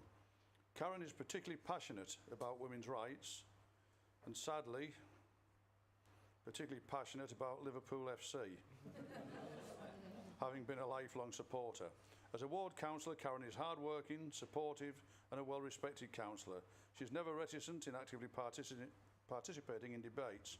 Karen always gives 100% in whatever she does, and I'm sure that if her nomination is successful, she will, as Deputy Mayor, be an asset not only to this council, but to the residents of this borough, and accordingly, I propose her without reservation of any kind. Thank you, Madam Mayor. Thank you, Councillor Gibson. I would like to invite Councillor Andrew Harrison to second the nomination and give a supporting speech, please. Well, yeah, what else is there left? I mean, that was the...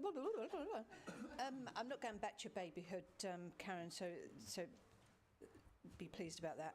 I think that Karen is deeply entrenched and embedded in the community that she serves, and I believe she will be a good foil for Ben as the mayor of this council. I think that they will work very closely together, and I think that they'll do very well. They're both committed to their local communities, and there's not much else I can say. And that's probably the longest mayor stroke deputy mayor nomination speech in my 39 plus years. Thank you. Thank you, Councillor Harrison. I'd now like to invite the Deputy Leader, Councillor Mike Baldock, to propose his nomination for Councillor James Hall and give a short supporting speech. Thank you, Madam Mayor. Jim's been on the council since 2015, which nowadays makes him a veteran, as so few of us have been on there that long. He has a bit like Karen, he has a passion about sports and football. He doesn't support Charlton, so he probably still watches the football results come in. being a strong Rangers fan. He has a lot of commitment to his work as a councillor. He's done a lot in his ward, a ward that for many years was a little underrepresented and overlooked.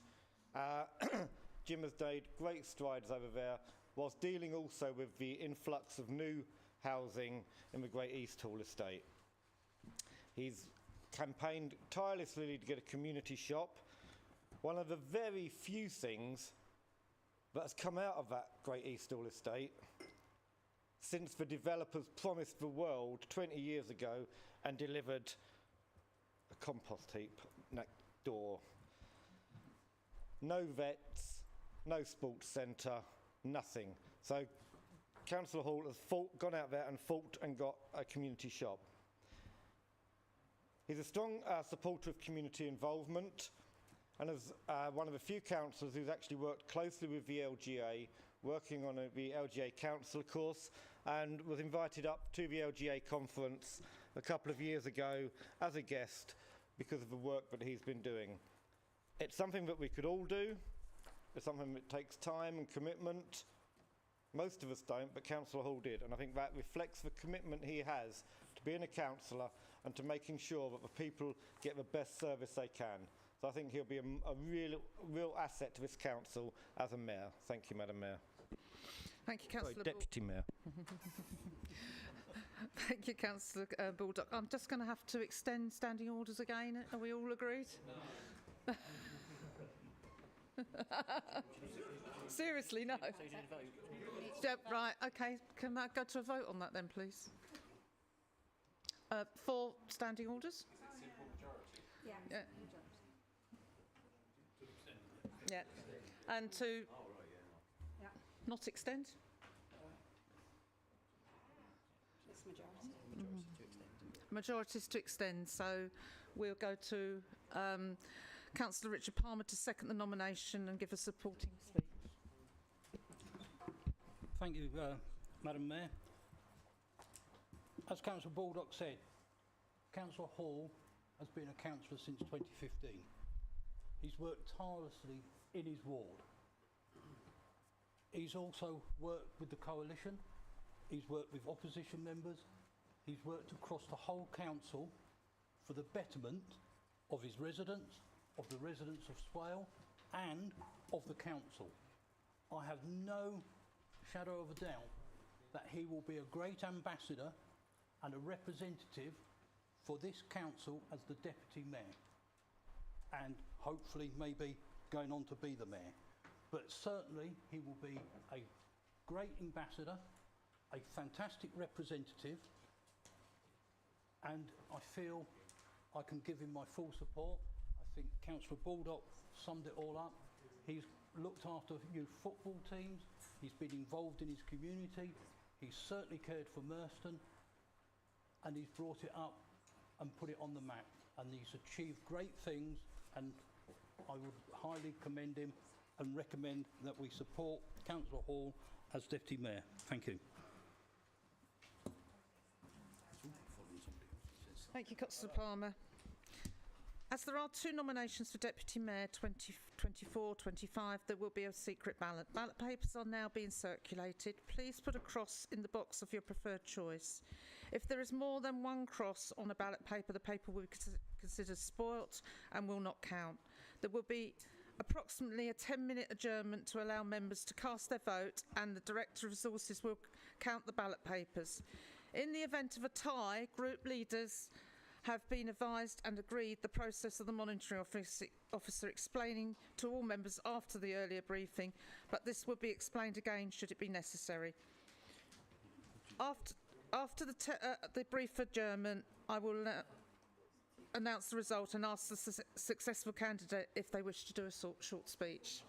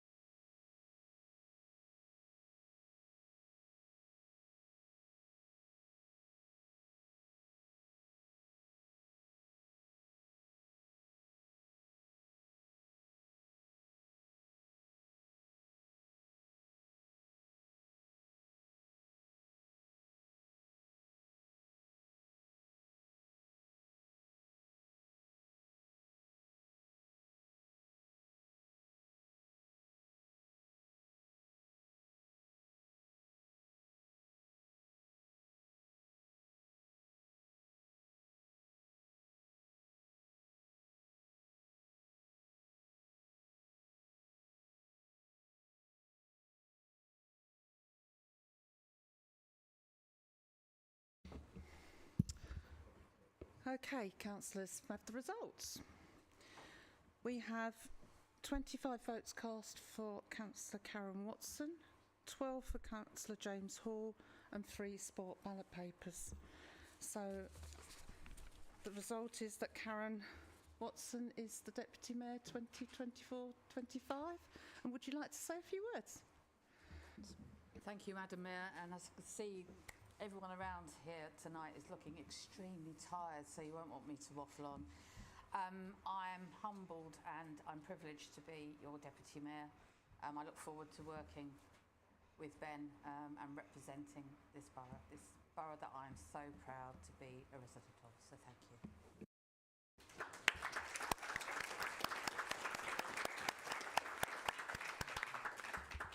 Thank you, Councillor Watson.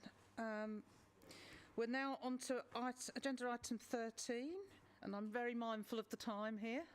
So it's the corporate plan. I invite the leader to speak and propose the recommendations.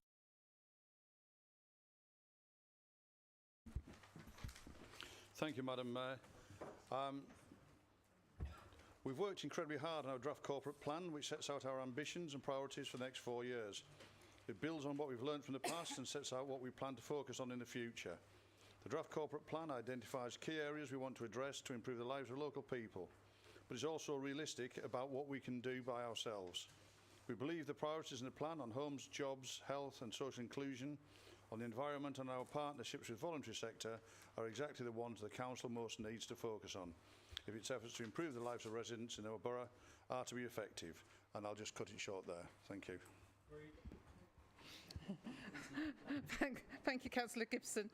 I invite the Deputy Leader to second the recommendations and ask him whether he wants to speak or reserve his rights. Thank you, Madam Mayor. I'm happy to second and reserve my right.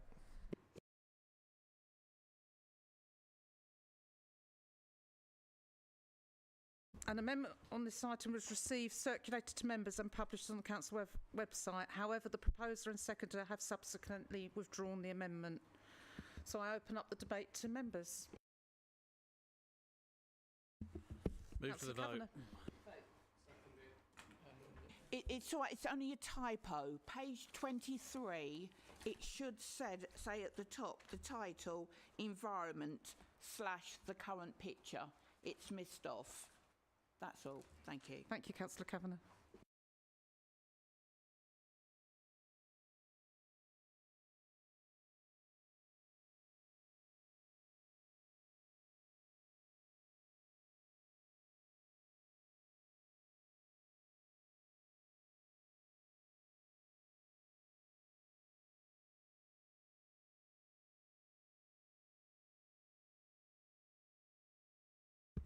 Sorry, I would never say that. Heckling from the side there. Okay, so those in favour, please raise their hands. Oh, sorry. Oh, okay, yes, do you want to second sum up? Too late. It's getting that time now.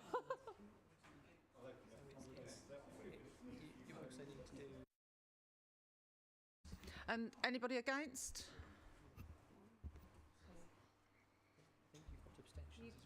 Yeah. Abstentions. It's carried.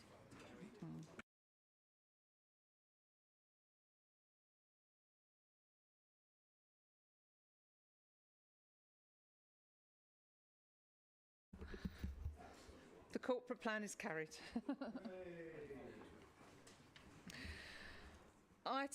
Agenda item 14, members. Member and Officers Protocol. And I invite the Chair of the Standards Committee, Councillor Ashley Wise, to speak and propose the recommendation. Thank you, Madam Mayor.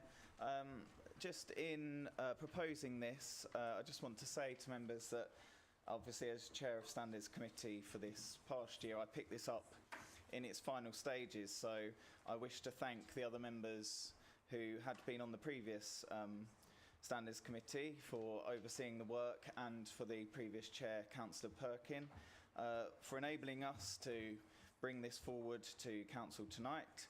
I don't really want to speak at length, obviously, because of the time, but also there was a member briefing about this before full council today. And suffice to say, I want Swale to be known for having high standards.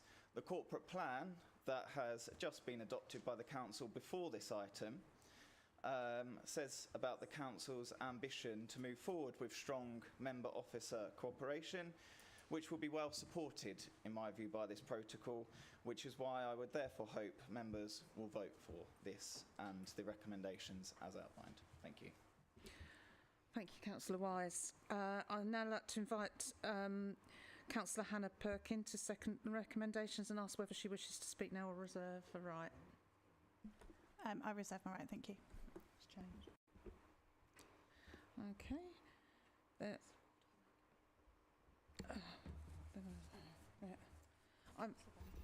I invite Councillor Bowen to speak, please. Thank you, Madam Mayor. It's with deep sadness that I will be supporting this protocol. Sadness in that we need to have a protocol and the LGA suggests councils need them. It is a poor reflection on all of us that we have stooped to the level that we need a protocol that says in effect we all should act in a manner that is appropriate to the office we have respect for each other, be civil to each other, appreciate what members and officers can and cannot do, not bully, pressurise councillors and officers and staff. Be adult in our interactions and welcome adult to adult conversations rather than adult to child.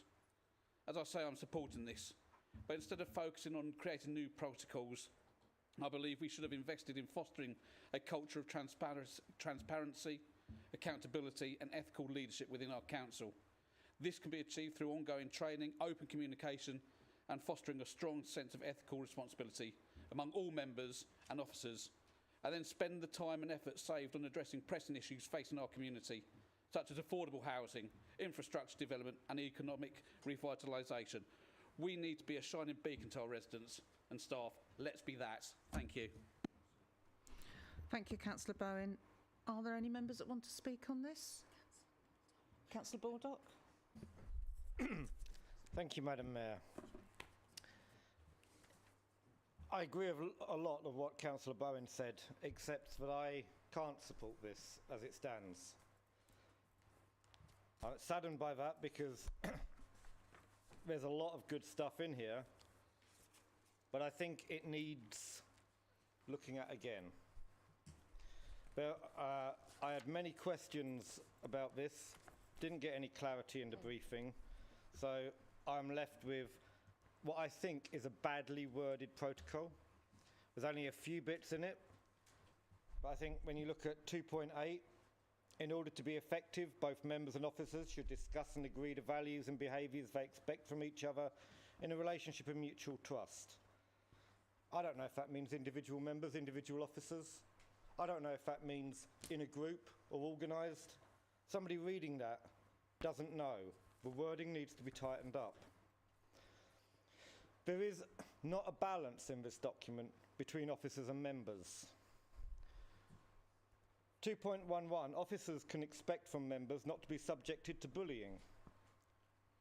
That is a current theme, a concurrent theme throughout this document. There's nothing that explicitly says members can expect not to be subjected to bullying. We all say, yes, officers can bully members, but it isn't in this protocol. We have things like avoid personal close familiarity with members. That's for officers. Does that mean call you Mike? Does that mean call you councillor? Does that mean, what does that mean? You have these sort of phrases that people that are subjective and people will read differently.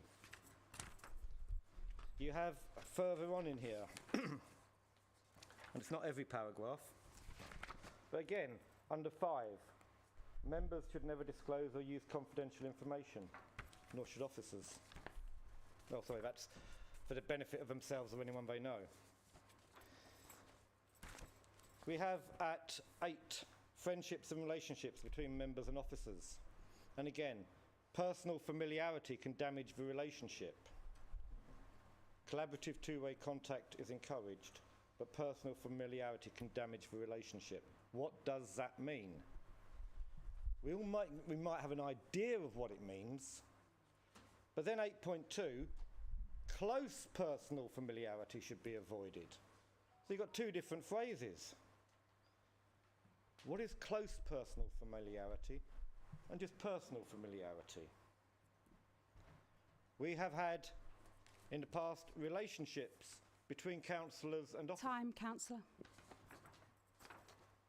Well, I think this really needs to go back and be considered again. It could be very good. It just needs a little more work. Thank you, Councillor Baldock. Councillor Richard Palmer. Thank you, Madam Mayor. I agree with Councillor Bowen. We should all be aspiring to this. There are some very good points in it. And those that were here for the briefing on it, I did raise some points, and I concur with Councillor Baldock. We're putting a protocol together which isn't really right. It's not 100% correct. It can be led by interpretation. And I feel that there's more work to be done on it, or we don't actually need one because we've got the Members' Code of Conduct. We've got the Officers' Code of Conduct. There's employment law. So do we actually need such a protocol, particularly when it's not worded as well as it could be? And there are certain points in this protocol which is one-sided. So I'm afraid I can't support this. Thank you. Thank you, Councillor Palmer. Councillor Ben Martin. I was really hoping not to have to speak on this item. This has been discussed for 2 years. It went to the last council, the last standards committee. There was a document that came out in one of our weekly updates asking us to consult on it. This has gone through the ringer. Let's not be Wallies in terms of looking at pursuing perfection. That is the enemy of good. The pursuit of perfection is the enemy of the good. We have a problem in this council between our member and officer relations. We have to do things to make that relationship better. This is the first step. You've just voted through a corporate plan that says that we're going to have better officer and member relations. Let's take the first step tonight by voting this through now. Point of order, Madam Mayor. Can I move that the vote now be put? Okay. Yeah. Okay, so we'll take... Hang on, did Councillor... Oh, reserve her right. yeah, Councillor Perkin reserved her right. Thanks. I'll be very quick. Councillor Baldock has said that this needs looking at again, but as Councillor Martin said, this has been looked at to death 2 years down the line. It is becoming a theme that these documents that are put together by working groups, which last month everyone was saying that we should trust the working groups to put together things, are coming to this council and then being amended or pulled apart or thrown back to committee, and it's the enemy of good process to behave like that. We should, Councillor Palmer rightly said, we should all be, and Councillor Bowen, we should all be aspiring to the behaviour that sets out in the protocol, but the truth of it is that a number of us are not, and that's why it's here. Do we need it? Yeah, we do. The protocol is referenced explicitly in the Code of Conduct, which are basically everyone that was here previously voted on and passed only last year. So yes, we do need it to comply with our own Code of Conduct, which we supported. Thank you very much. Thank you, Councillor Perkin. So shall we move to the vote? Those in favour?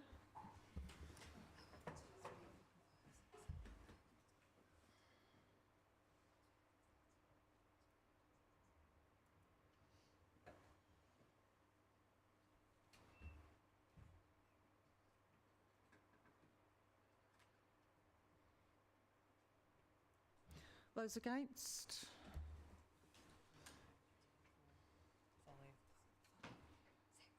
And any abstains? Abstentions? 2. So the protocol has been carried, councillors. closing the meeting, I'm just going to remind you about my flyers for my fundraisers and the sponsor form. You know that 65 miles is a long way. All right, so no, I'm in the escorting car doing the mayoral wave. So please, if you can sponsor the guys, that would be great. If you wanted to join me for some refreshments after this long session in the parlour, please come and join me. And thank you. That was my last chairing of full council.